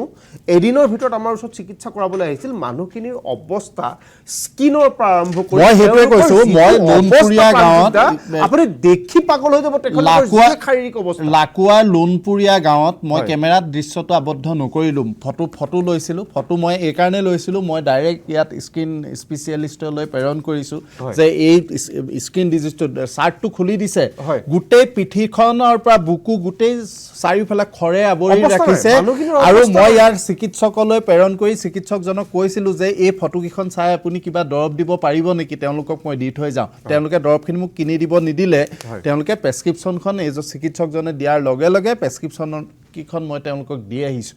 কিমান চাইণ্টিফিক, কিমান বিজ্ঞানসন্মত মই নাজানো। মই ডক্টৰ গোস্বামী, শইকীয়া আৰু ফুকন আপোনালোকক যথেষ্ট সময় বহুৱাই ৰাখিছোঁ, মই ক্ষমা কৰিব। ৰাজু ফুকন, মই আপোনাৰ ওচৰলৈ আহিছোঁ। কি দেখিছে বানক লৈ, কি পৰ্যায়ৰ ৰাজনীতি আপোনাৰ চকুত পৰিছে? আৰু বান হ'ল, তাৰপিছত গোটেই অসমবাসী জঁপিয়াই পৰিল উদ্ধাৰ অভিযানত, চৰকাৰ অকলে সেইখিনি কৰিব নোৱাৰিলেহেঁতেন। সেই কথাটোৰ শলাগ চৰকাৰেও লৈছে যে অসমবাসীয়ে এই ধৰণে উদ্ধাৰ কৰিলে। এতিয়া পিছৰ পৰ্যায়ৰ সাহায্যৰ পিছৰ পৰ্যায়ৰ যিখিনি কৰণীয় সেইখিনি কিন্তু সাধাৰণ মানুহৰ কৰণীয় নহয়, সেইখিনি চৰকাৰৰহে কৰণীয়। কি কৰিব পাৰিছে, কি পৰা নাই? উজনি অসমৰ শিৱসাগৰ, সোণাৰী আৰু যোৰহাট জিলাত আচলতে 19 তাৰিখে যিটো ঘটনা ঘটিলে, মানে এইটো আচলতে মানৱসৃষ্ট ঘটনা, এইটো স্পষ্ট কথা। ৰাইজে এইটো মানে জল পটপটকৈ ইতিমধ্যে দেখা পাইছে। আৰু তাত যিসকল ব্যক্তি ঢুকাল, মানে যিসকল মৃত্যুক আঁকোৱালি ল'ব লগা হ'ল, মানে ধৰি লওক লাকুৱাৰ, অভয়পুৰীয়াৰ এটা পৰিয়ালৰ 4জন, ধেমালি ভাবকচোন আপুনি। 7জনীয়া পৰিয়ালৰ 4জন, টুটুমণি দুৱৰা, বিদ্যুৎ দুৱৰা, বিপ্লৱ, বিদিশা, গম পাইছেনে? আৰু মানে নেপালী খুটি, স্মৃতি পানিকা, কৃষ্ণ কৰ্মকাৰ, এনেকৈ ধৰণে আচলতে 105জনৰ হিচাপ এতিয়ালৈকে দিছে। কিন্তু বসন্ত গগৈৰ লগত এটা কথাত আমিও সহমত প্ৰকাশ কৰিছোঁ, এটা কাৰণেই যে 105জন নহয়, কিন্তু মই প্ৰথম দিনাৰ পৰা সেই কথা 105জন কিন্তু হ'ব নোৱাৰে কেতিয়াও। 105জন এইটো চৰকাৰে কিবা কাৰণে ঢাকি ৰাখিছে এই কথাটো। তাত আচলতে যেনেকৈ ধৰণে কাম কাজবিলাক কৰিব লাগিছিল উদ্ধাৰ অভিযানৰ কাৰণে, সেই কাম কাজবিলাক আজিৰ তাৰিখলৈকে 19 তাৰিখৰ পৰা 19 তাৰিখ গৈ আজি এমাহ গৈ কেইদিন গ'লগৈ, আজি 25 তাৰিখ হ'ল। প্ৰায় মানে 50টা দিন তাত বানপানী হোৱাৰ অতিক্ৰম কৰিলে, কিন্তু যি ধৰণে কাম কাজ কৰিব লাগিছিল তাত কাম কাজ কৰা পৰিলক্ষিত নহ'ল। 7 দিন চৰকাৰখন নগ'লেই তালৈ, 7 দিনলৈকে তালৈ যাব নোৱাৰা অৱস্থা বুলি ক'লে। তেওঁলোকে আচলতে বিমল বৰাক দায়িত্ব দি তেওঁলোকে দায়িত্ব সামৰিলে, আৰু বাকী কি কাজ কৰি আছে মানুহে দেখি আছে। মানে তাত বিভিন্ন ধৰণৰ গোটেই নেপালী খুঁটিৰ বিভিন্ন অঞ্চল, মানে নাজিৰাই হওক বা আপুনি চৰাইদেউ মানে সোণাৰী মানে টাউনখনৰ 16টা ৱাৰ্ড ডুবি গ'ল। ভাবিব নোৱাৰা এটা বানপানী, সাংঘাতিক মানৱসৃষ্ট বানপানী। তাৰ পিছৰ পৰ্যায়ত যেনেকৈ ধৰণে ব্যৱস্থা গ্ৰহণ কৰিব লাগিছিল চৰকাৰখনে লোৱা পৰিলক্ষিত হোৱা নাই। এতিয়া ৰাজনীতি এটা আৰম্ভ কৰি দিছে, সাংঘাতিক ৰাজনীতি, দেখিবলৈ বেয়া অকণমান। যিমান যি হ'লেও মানুহ মৃত্যু হৈছে, তাক লৈ আচলতে ৰাজনীতি কৰাটো আমি কেতিয়াও নাভাবোঁ যে আমুকে আমুক ধৰণৰ কথা এটা ক'ব, আমুকে তামুক ধৰণৰ কথা এটা ক'ব। তাত আমি পাৰ্মানেণ্ট চলিউশ্যনটো কেনেকৈ কৰিব পৰা যায় সেই কথাটোত আমি দৃষ্টি নিক্ষেপ কৰিব লাগিব। দল মত নিৰ্বিশেষে আমি ৰাজনীতি বাদ দিছোঁ। আমি জাতীয় পৰিষদ হৈ তাত হয় আমি কঠীয়া বিলাইছোঁ, প্ৰায় অতি কমেও মানুহৰ সেউজীয়া হওক, তেওঁলোকৰ য'ত কঠীয়া ৰুব পাৰে তেওঁলোকৰ সেউজীয়া হওক, এটা সপোন এটা বাঢ়ি আহক বুলি আমি কি কৰিলোঁ, কঠীয়া বিলাইছোঁ। প্ৰায় আমি 40,000 ফেৰা কঠীয়া আমি তাত বিলাইছোঁ। প্ৰায় মানে 50টামান জেগাত আমি আচলতে বিভিন্ন মানে ঠাইত আমি কঠীয়া বিলাইছোঁ। আৰু আমি এটা কথাই ভাবিছোঁ যে এই সময়কণত ৰাজনীতি কৰাৰ পৰিৱেশ নাই। ৰাজনীতি দলবিলাকে আচলতে এই মানুহখিনি জীয়াই থাকিলে ৰাজনীতি হ'ব। এই মানুহখিনিয়ে যদি নাথাকে কাক লৈ ৰাজনীতি কৰিব, সেই বস্তুটো মানে উপলব্ধি কৰাটো প্ৰয়োজন আহি পৰিছে। আৰু মই ভাবিছোঁ কি যে এই চৰকাৰৰ দায়িত্বটো যে এতিয়া আপুনি ক'লে বা আমিও বিভিন্ন প্ৰচাৰ মাধ্যমত দেখা পালোঁ, চৰাইদেউ জিলাই আয়ুক্তগৰাকী যি দায়িত্ব আছিল, দায়িত্ব পালন নকৰি তাৰ কাৰণে আজিলৈকে পানিছমেণ্ট হোৱা নাই হ'ল নেকি কওকচোন? আজি শিৱসাগৰ জিলাৰ DC এটা পৰিয়ালৰে একে মানে পতি-পত্নী, আজিলৈকে একো পানিছমেণ্ট হোৱা নাই। এই যদি মন জিলাৰ সেই মানে যিজন কনচিয়াছ জিলা আয়ুক্ত, আমি শিকিব লগা আছে দেই সেই মানুহবিলাকৰ পৰা। তাৰ পাছত আমাৰ যে এই অসমীয়া মানুহ কাৰণে যে আমি বহিৰাগত কৈ থাকোঁ, যে তেওঁলোকৰ দায়বদ্ধতা নাই নেকি যে বাহিৰৰ পৰা অহা কাৰণে ডিচিও হ'ল, তেওঁ পঢ়ি আহিলে, ভালকৈ পঢ়ি আহি যিটো দায়িত্ব পালন কৰিব লাগিলে সেইটো পালন নকৰিলে কাৰ কাৰণে? যে অসমীয়া মানুহ, সেইকাৰণে তহঁতি মৰিলেও মই, এনেকুৱা ধৰণৰ কাম কাজ কৰিবলৈ গৈছে। তাৰ পাছতো আচলতে আজিৰ তাৰিখত চৰকাৰখনে তেওঁলোকৰ ওপৰত আটাইতকৈ ডাঙৰ কথাটো হ'ল যে এই আমাৰ চৰকাৰখনে প্ৰতিখন জিলাত প্ৰতিটো স্থানত বিভিন্ন সময়ত ডিজাষ্টাৰ মেনেজমেণ্টৰ কিছুমান মক ড্ৰিল কৰে। এই কথাবিলাক যেতিয়া প্ৰকৃত ডিজাষ্টাৰটো আহিল সেই সময়ত কি হ'ল শুই থাকিলে সেই সময়ত এই ডিজাষ্টাৰ মেনেজমেণ্টৰ নামত যি চাহৰ যিকেইটা বিল সেই বিলৰ টকাকেইটা যদি পানীৰ বটলকেইটা প্ৰথম দিনত ক্ৰয় কৰি দিব পাৰিলেহেঁতেন তেতিয়াও বহুত উপকৃত হ'লহেঁতেন। গোবিন্দ শইকীয়া, মই আপোনাৰ ওচৰলৈ আহিছোঁ। বানৰ প্ৰথম অৱস্থাত চৰকাৰক সকলোৱে সহযোগ কৰিলে, জনতাই চৰকাৰেও জনতাৰ ভূমিকাৰ শলাগ ল'লে, কাৰণ আমি সকলোৱে জানো যে এনে এটা দুৰ্যোগৰ সময়ত কেতিয়াও এখন চৰকাৰে অকলে মোকাবিলা কৰিব নোৱাৰে, তাত জনতাৰ সহযোগ লাগিব। সেই সহযোগ জনতাই পালে, চৰকাৰে পালে। কিন্তু এতিয়া যিখিনি সেইখিনি চৰকাৰৰ কৰণীয়। কিন্তু দুইখন জিলাৰ পৰা সাহায্য প্ৰদানৰ নামত, ক্ষতিপূৰণৰ নামত বিভিন্ন ধৰণৰ অভিযোগ আহিছে, যিবোৰ অত্যন্ত দুখজনক। ৰাজনীতিৰ অভিযোগ আহিছে, বিশেষকৈ শিৱসাগৰত মানে ৰাজনীতি এটা চৰম ৰূপ পাইছে। কি প্ৰতিক্ৰিয়া? চাওক ৰঞ্জিতা, যি 19 তাৰিখৰ দিনাখনি যিটো জলপ্ৰলয় হ'ল, এই জলপ্ৰলয়ৰ পাছত অসমৰ ৰাইজে মাৰ বান্ধি দেখাই দিলে যে দুৰ্যোগৰ সময়ত আমি অসমীয়া ৰাইজ সদায় একত্ৰিত হৈ আছোঁ। যদিও ইয়াৰ আগৰ কেইজন বক্তা, বিশেষকৈ বসন্ত গগৈ ডাঙৰীয়াৰ মই প্ৰত্যেকটো কথাই মই মানি লৈছোঁ। তেখেতে যিখিনি কথা কৈছে একদম সঠিক ৰূপত কথাখিনি তেওঁ কৈছে, আৰু তেখেতে কৈছে যে এই বানৰ সময়ত ৰাজনীতি হ'ব নালাগে। নিশ্চয়কৈ ভাৰতীয় জনতা পাৰ্টিও আমি বিশ্বাস কৰোঁ যে এই বানপানীৰ সময়ত আমি সেৱাৰ যি মাধ্যম আমাৰ, এই মাধ্যমক আমি আগুৱাই লৈ যাব লাগে। কিন্তু ৰাজনীতি তাত কৰিছে কোনে? এই ৰাজনীতি কৰিবলৈ চেষ্টা কৰিছে কোনে? কাৰণ আমি দেখি আছোঁ অকল শিৱসাগৰ জিলাখনত বানপানী হোৱা নাছিলে, চৰাইদেউতো হৈছিলে বানপানী। শিৱসাগৰ জিলাখনৰ শিৱসাগৰ বিধানসভা সমষ্টি, নাজিৰা বিধানসভা সমষ্টি, ইয়াৰ লগতে ওচৰে পাজৰে থকা যোৰহাটৰ পৰা গোলাঘাটলৈকে সকলোতে ডিমৌতো হৈছিল। কিন্তু এই যে ৰাজনীতিৰ প্ৰক্ৰিয়াবিলাক ক'ৰ পৰা আহিল? মুখ্যমন্ত্ৰী ডাঙৰীয়াই নিজে অকপতে স্বীকাৰ কৰিছে যে আমি প্ৰশাসনে অন্তিমজন ব্যক্তিলৈকে আমি এসপ্তাহলৈকে যাব পৰা নাই। হয়, নিশ্চয়কৈ যাব নোৱাৰিব, কাৰণ তাৰ যিটো পৰিৱেশ আৰু যিটো তাৰ যিটো জিঅ'গ্ৰাফি, এই জিঅ'গ্ৰাফিটোৱে কেতিয়াও তালৈকে যাব পৰাকৈ ব্যৱস্থা কৰাই নাই। কাৰণ আমি নিজেও দেখিছোঁ, এইটো স্বীকাৰ কৰোঁ, ডিজাষ্টাৰ মেনেজমেণ্টৰ সেই সময়ত মাত্ৰ 4খন নাও আছিল। পৰৱৰ্তী সময়ত মাজুলী, ধেমাজি, লখিমপুৰ সকলো ব্যক্তিয়ে নাও পৰ্যন্ত তালৈকে দিছে, আৰু ডিজাষ্টাৰ মেনেজমেণ্টে তাত কাম নাই কৰা বুলি আমি কোৱা কথাষাৰ আমি একপক্ষীয়ভাৱে আমি কেতিয়াও মানি নলওঁ। কাৰণ ডিজাষ্টাৰ মেনেজমেণ্টত তাত থকা প্ৰতিটো কোম্পানীয়ে যথেষ্ট কাম কৰিছে। হয়, ইমান বৃহৎ এখন জিলা, আৰু এই জিলাখনৰ প্ৰত্যেকজন ব্যক্তিক উদ্ধাৰ কৰিবৰ কাৰণে স্থানীয় ৰাইজৰ লগতে আৰু আমাৰ অসমৰ বিভিন্ন প্ৰান্তৰ সকলো ব্যক্তি তাত জঁপিয়াই পৰিছে। সেইটো নিশ্চয়কৈ আমাৰ কাৰণে ভাৰতীয় জনতা পাৰ্টিৰ ফালৰ পৰাই আমি সকলোকে শ্ৰদ্ধা জনাইছোঁ। এই কাৰণেই শ্ৰদ্ধা জনাইছোঁ কাৰণ এই সময়ত কেৱল চৰকাৰলৈ বাট চাই থকা নাই, পৰৱৰ্তী সময়ত চৰকাৰৰ যিখিনি কৰণীয়, এই কৰণীয়খিনিৰ কাৰণে চৰকাৰে নিৰ্দিষ্ট এটা ফ্ৰেমৰ মাজেৰে আগবাঢ়ি গৈ আছে। কিন্তু সেইখিনি মুহূৰ্তত এই বেমেজালিৰ কথা আওৰাই আমি দেখি আছোঁ। তাত তুলি 3 ফুট তুলি দিছে, 4 ফুট তুলি দিছে, নিশ্চয়কৈ গৰিহণাৰ যোগ্য। আমিও কৈছোঁ এই বানপীড়িত অঞ্চলৰ ৰাইজক এনেকুৱা ধৰণৰ আবহাৱা কৰিব নালাগে। তাত কেৱল 1 বা 2খন তুলি দিয়া হোৱা নাই, তাত প্ৰায় 1 লাখ তুলি প্ৰদান কৰা হৈছে। তাৰ ক'ৰবাত নহয় ক'ৰবাত আমি নিজেও জানো, ক'ৰবাত নহয় ক'ৰবাত কিবা নহয় কিবা যোন যোগানকাৰী সংস্থা, সেই সংস্থাই ক'ৰবাত নহয় ক'ৰবাত তেওঁলোকে নজনাকৈ হ'লেও বা নিৰ্মাণ প্ৰতিষ্ঠান সকলেও হ'লেও ক'ৰবাত নহয় ক'ৰবাত বেমেজালি কৰিছে। এই প্ৰক্ৰিয়াবিলাক তদন্ত হ'ব। সেই কথাটো এসপ্তাহ হ'ল, এসপ্তাহৰ ভিতৰত অন্ততঃ অসমবাসীয়ে দেখিব পাব লাগিছিল যে আমুকৰ বিৰুদ্ধে ব্যৱস্থা গ্ৰহণ কৰা হ'ল। চব বস্তু ইমান খৰতকীয়া কৰাটো, কিছুমান বস্তু খৰতকীয়া কৰিব লাগিব। এই কথাবিলাক অসমৰ ৰাইজৰ মনৰ পৰা কেতিয়াও মচিব নোৱাৰে। আৰু অসমৰ মুখ্যমন্ত্ৰী ডক্টৰ হিমন্ত বিশ্ব শৰ্মা ডাঙৰীয়াই তেনেকুৱা ধৰণৰ ব্যৱস্থা গ্ৰহণ কৰা সেই ব্যক্তিসকলক কিন্তু সোধাই নেৰে। আমাৰ বিশ্বাস আছে তেওঁ বানপানীৰ সময়ত কেনেকৈ তেওঁ তালৈকে দুবাৰকৈ গৈ পানীত গৈ তেওঁ নিজে চাই আহিলে। ইয়াৰ পৰৱৰ্তী সময়ত সেই অঞ্চলৰ, বিশেষকৈ সেই অঞ্চল বুলি মই এইকাৰণে কৈছোঁ, শিৱসাগৰ অৰ্থনৈতিক, সামাজিক আৰু সাংস্কৃতিক দিশত অসমক দিক নিৰ্ণয় দেখাইছিলে। আমি সকলোৱে জানো বৃহত্তৰ অসমীয়া জাতি গঠন প্ৰক্ৰিয়াটোৰ আৰম্ভণিয়ে হৈছিল শিৱসাগৰৰ পৰা। এই শিৱসাগৰক কেতিয়াও আমি আঠানি হ'বলৈ নিদিওঁ, আৰু ভাৰতীয় জনতা পাৰ্টি চৰকাৰে কেতিয়াও নিদিয়ে।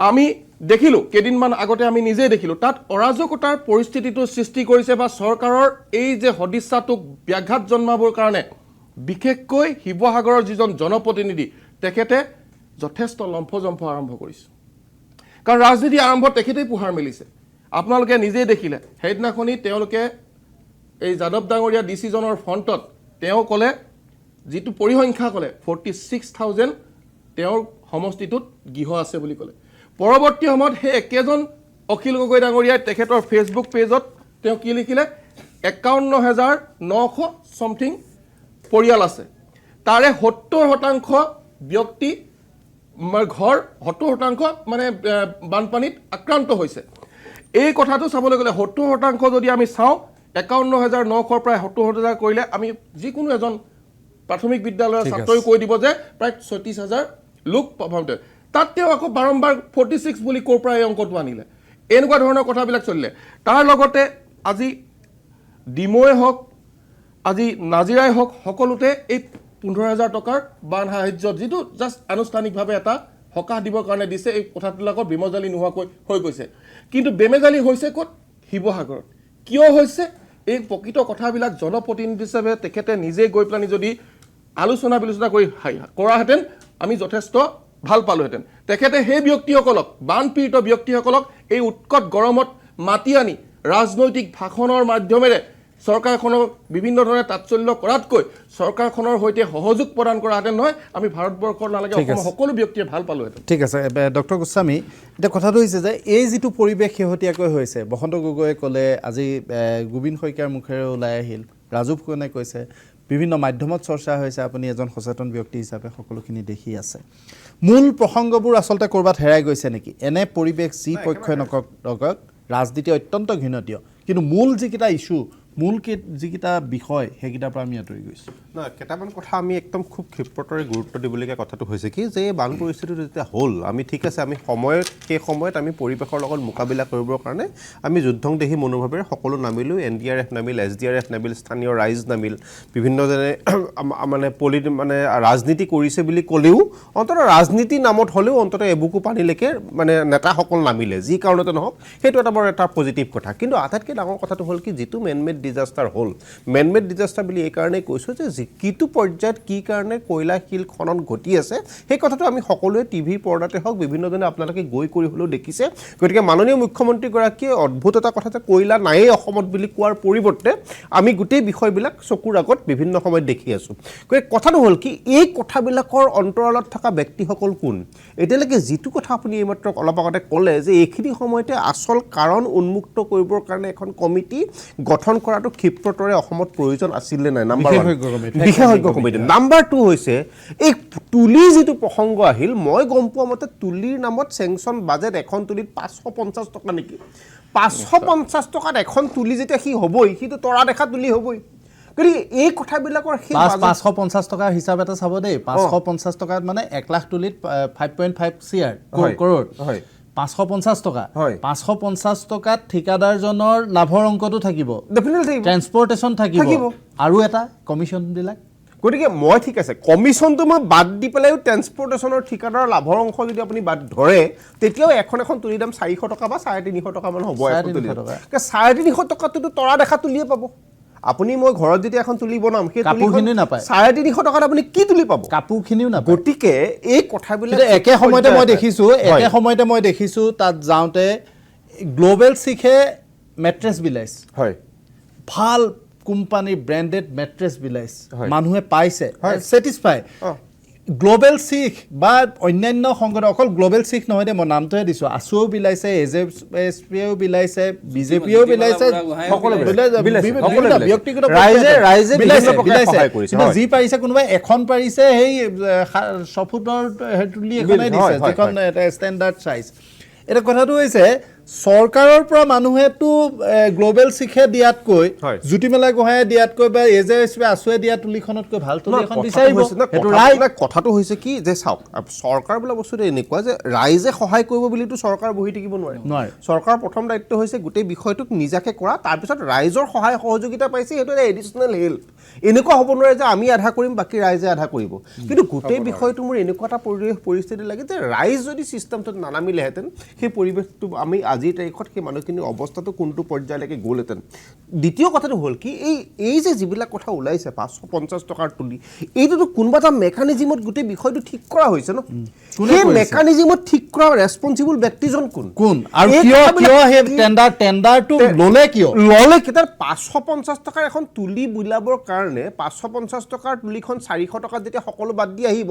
সি তৰা দেখা তুলিয়ে হ'ব সেই তুলিখনক আমি কেতিয়াও 3 ইঞ্চি 5 ইঞ্চি তুলি এখন কল্পনা কৰি লাভ নাই গতিকে এই গোটেই মেকানিজিমটো কি পৰ্যায়ত আহিল নাম্বাৰ 2 নাম্বাৰ 3 এই যি দুখন চৰাইদেউ আৰু শিৱসাগৰত যিয়ে মানে আপোনাৰ আইএছ দম্পতীয়ে ইমান দিন শাসনভাৰ মানে আমাৰ চলাই আছে গোটেই বিষয়টো এগৰাকী ডেপুটি কমিশ্যনাৰ বা ডিষ্ট্ৰিক্ট কমিশ্যনাৰ বা ডিষ্ট্ৰিক্ট মেজিষ্ট্ৰেটৰ প্ৰথম ৰেছপঞ্চিবিলিটি হৈছে এটা SDRF NDRFৰ বা গোটেই দুৰ্যোগ প্ৰশমনটো বা এখন জিলাৰ সমগ্ৰ ল এণ্ড অৰ্ডাৰ দায়িত্ব তেখেতলোকৰ গতিকে আজিৰ তাৰিখত চৰকাৰ মানে কি চৰকাৰক প্ৰতিনিধিত্ব কোনে কৰি আছে চৰকাৰক প্ৰতিনিধিত্ব কৰি আছে সেইসকল আইএছ বিষয়ে আজি অখিল গগৈ ডাঙৰীয়াই সেই মাননীয় আয়ুক্তগৰাকীক বেয়াকৈ কৈছে আমি অত্যন্ত গৰিহণা দিছোঁ তেনেকৈ কোনো কাৰণতে ক'ব নালাগে উচিত নহয় কিন্তু তেখেতলোকে এই গোটেই কথাটোৰ ফেইলৰ সময়ত গৰিহণাটো ৰাইজে কিমান দিছিল আইএছ এছ'চিয়েশ্যনৰ সেই ব্যক্তিসকল সেইখিনি সময়ত কেনেকৈ ওলাই আহিছিল গতিকে আমি এই এটা কথা তেওঁলোকৰ ভুলৰ বাবে যেতিয়া দুখন জিলা এই ধৰণে ককবকালে মই কোৱা নাই যে তেওঁলোক সজাগ আৰু সতৰ্ক হোৱা হ'লে গোটেই জিলা দুখনত দুৰ্যোগ নাহিলেহেঁতেন অন্ততঃ 50% কমাব পাৰিলেহেঁতেন বা নিয়ন্ত্ৰণ কৰিব পাৰিলেহেঁতেন তেতিয়া তেওঁলোকে লাজ পাইছিল আমি একজেক্টলি এই কথাবিলাক সকলো পৰ্যায়টো সকলো কথাই চাব লাগিব আজি মই এইটোৱে বিচাৰোঁ যে চৰকাৰখনৰ মাননীয় মুখ্যমন্ত্ৰীগৰাকীয়ে বা মাননীয় মানে আপোনাৰ কনচাৰ্ণ মন্ত্ৰীসকলে এই বিষয়সমূহ বা এই বিষয়সমূহৰ ওপৰত কিহৰ কাৰণে তেখেতলোকক জবাবদিহি কৰা নাই তেখেতলোকক আজিৰ তাৰিখত কিহৰ কাৰণে আমি ব্যৱস্থা গ্ৰহণ কৰা নাই যাৰ ভুলৰ কাৰণে যাৰ এক অলপ হ'লেও গাফিলতিৰ কাৰণে ৰাইজখিনিৰ দুৰ্যোগ কিন্তু 30% বা 20% হ'লেও বৃদ্ধি পালে যে এই ধৰক প্ৰাঞ্জিত দা এতিয়া কাৰ গফালতি হৈছে কাৰ কি হৈছে এইখিনি বিষয়ে আলোচনা কৰাৰ আমাৰ বিশেষ সময় নহয় আমাৰ প্ৰথম কথাখিনি হৈছে যে আজি আমি এই যে বসন্ত গগৈ ডাঙৰীয়া কৈ গ'ল যে আমি অনাগত দিনত এই শিৱসাগৰৰ লোকসকলক কেনেকৈ আমি সুৰক্ষা প্ৰদান কৰিব লাগিব কেনেকৈ আমি তেওঁলোকক আগুৱাই নিব লাগিব 20 বছৰ 25 বছৰ মই নিজেও শিৱসাগৰ জিলাখনে মোক শিক্ষা দিছে কাৰণ ময়ো শিক্ষা জীৱনটো মই পাৰ কৰিছোঁ মই শিৱসাগৰ জিলাখনত মই সেই শিৱসাগৰ জিলাখনৰ সেই সাংস্কৃতিক পৰিৱেশটো ভৌগোলিক পৰিৱেশটো মই ভালকৈ জানো আজি অখিল গগৈ ডাঙৰীয়াই মই ৰাজনীতি কৰা নাই তথাপি মই তেখেতক কেইটামান দায়িত্ব মই বুজাই দিব বিচাৰিছোঁ অখিল গগৈ ডাঙৰীয়াৰ ব্যৰ্থতা নিজৰ ব্যৰ্থতাক ঢাকিবৰ কাৰণে তেখেতে এইদৰে লম্ফজম্ফ আৰম্ভ কৰিছে এইটো বানপানীৰ সৈতে জড়িত হৈ থকা নাই কাৰণ অখিল গগৈ ডাঙৰীয়া এই শিৱসাগৰ জিলাখনৰে এজন বিধায়ক আছিলে এইটো তেওঁৰ দ্বিতীয় টাৰ্ম তেখেতে নিমাইজান অঞ্চলত কিয় পানী হয় এইবাৰ নহয় আগৰবাৰ না পানবেচাত কিয় পানী হয় আখৈফুটীয়াত কিয় পানী হয় এই কথাবিলাক তেখেতে বৈজ্ঞানিক ভিত্তিৰে বা বৈজ্ঞানিক দৃষ্টিভংগীৰে তেওঁ চাব লাগিছিলে বা আজি শিৱসাগৰ কলেজৰ বেক চাইডে থকা যিখন এইখন ডিমু নদীখন মিটং ৰিভাৰখন এই ৰিভাৰবিলাকৰ দাঁতিকাষৰীয়া অঞ্চলত কিয় পানী হয় কাৰণ এই নদীসমূহক একেবাৰে মাৰি পেলোৱা হ'ল আজি আমি বহুতে গম পাইছে যে এই যিখন দৰিকা দলং দৰিকা নদীখনৰ যে 3খন চুইচ গেট আছিলে এই কথাষাৰ ইতিহাসৰ গৰ্ভত গুচি গৈছিলে তাক বিমল বৰা ডাঙৰীয়াই গৈ সেইখিনিক পৰিষ্কাৰ কৰি মেটেকা পৰিষ্কাৰ কৰি তাৰ পানী নিষ্কাশন কৰাৰ ব্যৱস্থা কৰিলে তাৰ লগে লগে নাম ডাঙৰ যি অঞ্চল কাৰণ আপুনি ডিমৌ নদীয়েদি যিখিনি পানী যায় জেৰেঙা পথাৰেদি গৈ পেলানি গৌৰীসাগৰৰ কাষেৰে গৈ পেলানি সেইখিনি তাতে পৰেগৈ গৈ পেলাই কাৰণ আমাক আটাইতকৈ বেছি ক্ষতি কৰিলে কিহে কাৰণ থকা পানীখিনি যেতিয়া একুমুলেশ্যন হৈ থাকিলে বহুত দিন কাৰণ ময়ো বানপীড়িত অঞ্চলৰ তাত কি হ'ল দিখৌ দিচাং দৰিকা চাৰিওফালৰ পৰা সেই অঞ্চলবিলাক আহিম মই ৰাজু ফুকন মই আচলতে বহুত বেছি সময় আমাৰ হাতত নাই মূল প্ৰসংগটোলৈ আহিছোঁ এই যিটো ফেক্ট ফাইণ্ডিং কমিটি মানে বিভিন্ন ধৰণৰ কথা আহিছে মই নিজেও তালৈ গৈ দেখিছোঁ নাগিনী মৰাৰ বা সেই কংকনমস্তিৰ কাষত কি পৰ্যায়ত কয়লাৰ খননৰ নামত অবাধ কয়লা খনন ছায়েন্সটো নায়েই তাত খুব মানে বিজ্ঞানসন্মতৰ কোনো কথাই নাই একোটা বৃহৎ পুখুৰীৰ সৃষ্টি হৈছে কফাৰ বান্ধ যে দিশৰ ওপৰত দিছিল নাগালেণ্ডত সেইটো প্ৰায় সকলোৱে জনা কথা 5টা 6টা পৰ্যন্ত কফাৰ বান্ধ আছিল শিল কঢ়িয়াবৰ বাবে দি লৈছিল এই কথাবিলাক প্ৰকৃত সত্যটো উদ্ধাৰৰ বাবে বিশেষজ্ঞ কমিটি এখন লাগে নে নালাগে কিমান দিনৰ ভিতৰত ইয়াৰ প্ৰতিবেদন লাগে বা কি পৰ্যায়ত বিশেষজ্ঞ কমিটিখন চৰকাৰে গঠন কৰা উচিত বুলি আপুনি চৰকাৰক ক'ব বিচাৰে এইটো এটা চৰকাৰৰ প্ৰতি আপোনাৰ পৰামৰ্শ হওক যে মই এটা কথা কৈছোঁ যে 300 মানুহ ঢুকাল আজিলৈকে কিন্তু এই যে ঘটনাটো কি কাৰণে হ'ল কিয় তাৰ পৰা পানীখিনি আহি এই মানুহখিনিৰ যে জীৱন আৰু সম্পত্তি নিশেষ কৰি পেলালে তাক লৈ আজিলৈকে এখন তদন্ত সমিতিও নাই মই কৈছোঁ CBI তদন্ত হ'ব লাগে দুখীয়া শাস্তি পাব লাগিব দেই মানুহক লৈ এনেকুৱা ধৰণৰ খেলা কোনোবাই সিন্ডিকেটৰ ধন লাভ কৰিবৰ কাৰণে কোনোবাই কয়লা সিন্ডিকেট কৰিব কোনোবাই বালি সিন্ডিকেট কৰিব হিলৰ সিন্ডিকেট কৰিব তাৰ পৰা ধন লাভ কৰিবৰ কাৰণে এই যে মানুহমুখী সাধাৰণ মানুহখিনি যে আজি এই ধৰণৰ অৱস্থালৈ গ'ল তাৰ কাৰণে CBI তদন্তৰ দাবী জনাইছোঁ আৰু যে এই গোটেই কথাবিলাকত এটা কথা কৈছোঁ মই আপোনাৰ বিষয়টোলৈ আহিম যে আমাৰ চৰকাৰখনে ৰাজনীতি কোনে কৰিলে আৰম্ভ যেতিয়া বিজেপিয়ে ইয়াৰ পৰা বস্তু পঠালে ফ্লেগ সেইখন ঝাণ্ডাখন কোনে দাঙি দিলে বস্তুখিনি পঠাইছে তালে শিৱসাগৰলৈ কিন্তু বিজেপি অফিচত ঝাণ্ডা দাঙিছে যে বিজেপিৰ ফ্লেগ দাঙি বস্তুখিনি পঠাইছে এই যে আৰম্ভণিটো তাতে হৈছে কিন্তু অকল আজি অখিল গগৈয়ে ডিসি গালি পাৰিলে সেইকাৰণে ডিসি মানে অখিল গগৈ এছ'চিয়েশ্যন আহিলে IAS এছ'চিয়েশ্যনে আহি কি কৰিলে অখিল গগৈৰ ওপৰত ভৎসনাৰ প্ৰস্তাৱ লৈছে কিন্তু নগাঁৱৰ ডিচিজনক দে ঐ ডিসি এনেকৈ যে মুখ্যমন্ত্ৰী ডাঙৰীয়াই কৈছিল হিমন্ত বিশ্ব শৰ্মা ডাঙৰীয়াই তেতিয়াহ'লে সেই IAS এছ'চিয়েশ্যন ক'ত গ'ল বা সেই অখিল গগৈক ধিক্কাৰ দিয়া মানুহবিলাক ক'লৈ গৈছে এই কথাবিলাকো উপলব্ধি কৰিব লাগিব এতিয়া উত্তৰ পূব ৰেলৱে 26 দিন বন্ধ হৈ থাকিলে আজিলৈকে কতো ভাৰতবৰ্ষত তেনেকুৱা ঘটনা হোৱা নাই কিন্তু কেন্দ্ৰীয় মন্ত্ৰী নাড্ডা আহিল কি কৰিলে একোডাল নিদিলে কিন্তু গৃহমন্ত্ৰী বা প্ৰধানমন্ত্ৰীক দাবী জনাই আছিলে যে ইয়ালৈ আহক এবাৰ চাই যাওক কি যে মানুহ 105 জন নহয় 300 মানুহ ঢুকাইছে কিন্তু আপোনালোক মৰিছে কিন্তু আপোনাৰ তেওঁলোক অহাৰ কোনো নাম গুণেই নাই আজি তাৰিখলৈকে যদি বিহাৰত কিবা এটা হ'ল মন্দিৰ এটালৈ গ'ল মানে মানুহ গৈছিলে মানে হেৰিত এটা ৰেলীত তাত গছকি মানে 7 জনৰ মৃত্যু হ'ল তেতিয়া দুখ প্ৰকাশ কৰিছে প্ৰধানমন্ত্ৰীয়ে যে আমাৰ মানে অসমৰ প্ৰতি বা উত্তৰ পূৰ্বাঞ্চলৰ প্ৰতি দায়বদ্ধতাটো এনেকুৱা ধৰণৰে সেইকাৰণে কৈছে যে এই যে কণা হাঁহক পতান দিয়া নিচিনাকৈ এতিয়া কি কৰিলে 15,000 টকাকে দিছে এতিয়া আৰম্ভণিতে কিন্তু সেইবিলাকো 70% আজিৰ তাৰিখত আপুনি কৈছে মানে বিজেপিৰ মুখপাত্ৰগৰাকীয়ে যে অকল শিৱসাগৰ সমষ্টিটোতহে মানে পাবলৈ সক্ষম হোৱা নাই বাকীখিনি চবতে পাইছে কিন্তু মাহমৰাটো পোৱা নাই দেই আজিৰ তাৰিখতো আজি মানে মই মাহমৰাটো নাই পোৱা মই কৈছোঁ আজিৰ তাৰিখত মই কথা বতৰা পাতিছোঁ যে এজন ছাত্ৰ সন্থাৰ ল'ৰাৰ লগত কথা পাতিছোঁ 70% মানুহে তাত আজিৰ তাৰিখতো পাবলৈ সক্ষম হোৱা নাই নহয় আপোনাৰ নহয় 70% মানুহে পাবলৈ সক্ষম হোৱা নাই যাৰ কাৰণে নেকি আন্দোলন হৈছে যাৰ কাৰণে নেকি আন্দোলন হৈছে যাৰ কাৰণে নেকি ৰাজপথলৈ মানুহ আহিছে যাৰ কাৰণে মানুহ মানে ৰাজপথলৈ আহিব লগা হৈছে আজিৰ তাৰিখত গৰমত এই 15,000 টকাটোৰ কাৰণে ৰাজপথলৈ মানুহ ওলাই আহিব লগা হৈছে অখিল গগৈ মিছা কথা দি ৰাজপথলৈ ওলাই নাই সঁচা কথা যে তেওঁলোকে 15,000 পোৱা নাই সেইকাৰণে আহিব লগা হৈছে সেইকাৰণে কৈছোঁ উচ্চ পৰ্যায়ৰ তদন্ত সমিতি এখন গঠন হ'ব লাগে কোনো হাৰি যাব নোৱাৰিব কংগ্ৰেছৰ দিনত যদি হৈছিল তেতিয়াৰ দিনৰ পৰা আৰম্ভ কৰক যে সিন্ডিকেট কোনে চলাইছিল কি কাৰণে এনেকুৱা মহাপলৰ সৃষ্টি হ'ল এই যে গোটেই কথাবিলাক তদন্ত হ'ব লাগে আৰু যিসকলে এই কাম কৰিছে তেওঁলোকৰ ওপৰত দৃষ্টান্তমূলক শাস্তি প্ৰদান কৰিব লাগে যে এনেকুৱা ধৰণে খেলিলে নহ'ব এনেকুৱা ধৰণৰ আচলতে খেলাটো আমি কেতিয়াও কামনা কৰা নাই সেইকাৰণে কৈছোঁ যে এইবিলাক বিষয় লৈ আচলতে মই গোবিন্দ শইকীয়া আৰু এটা কথা চাওক এই কথাখিনি আপুনি লগতে ক'ব মোৰ সময় যিহেতু কম মই একেবাৰে কোৱাৰ সুযোগটো দিছোঁ মই জনাত আপুনি ভূতত্ব বিভাগৰ ছাত্ৰ হয় ৰাজনৈতিক পৰিচয় বাদ দিয়ক কেইমুহূৰ্তমানৰ বাবে আপুনি সেই দৃশ্যটো চকুৰ আগলৈ আনক মই নিজেও তালৈ গৈছোঁ বা ময়ো কেমেৰাত আবদ্ধ কৰি এনেই দেখুৱাইছোঁ আপোনাৰ চকুত পৰিছেনে সেইটো এটা সুকীয়া কথা দেখিছেনে মই নাজানো এই দিখৌ পাৰত নাঙিনিমৰা বিহুপুৰত প্ৰকৃতিৰ ওপৰত যিটো অত্যাচাৰ চলিছে যিধৰণে তাত নেচাৰেল গাৰ্ডৱাল ধ্বংস কৰা হৈছে তাৰ এটা প্ৰভাৱ যিটো কফাৰ দাম তেওঁলোকে নাগালেণ্ডত শিল আহৰণৰ বাবে দি লয় দিখৌখন ভেটি লয় 5 ঠাইত 6 ঠাইত এইবিলাক এটা মানে আপুনিতো ভূতত্ত্ব বিজ্ঞানৰ ছাত্ৰ, সাধাৰণ মানুহেও এটা শংকা কৰিছে, সন্দেহ কৰিছে যে ইয়াৰ বাবেই আমাৰ এই দুৰ্যোগটো আহিছে।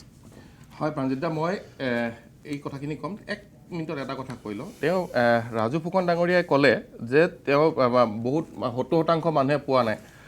চৰকাৰী হিচাপ মতে শিৱসাগৰত 33,000 ফেমিলি এফেক্টেড হৈছে, কিন্তু ইয়াৰ পৰৱৰ্তী সময়ত এছেছমেণ্টত আৰু 36,000 আছে, মানে তাত আৰু মানে 3,000 আৰু বেছি হ'ব পাৰে, 3,000 ফেমিলি। তেতিয়াহ'লে অখিল গগৈ অংক সৈতে মিলি যায়। তাত আজি তাৰিখলৈকে মই ইয়ালৈ অহা সময়লৈকে 29,000 ফেমিলি ঘৰত মানে এই 15,000 টকাটো সোমালে, আৰু বাকী ৰিমেইনিং যি 4,000 আছে আজি ৰাতিৰ ভিতৰত সোমাব পাৰে বুলি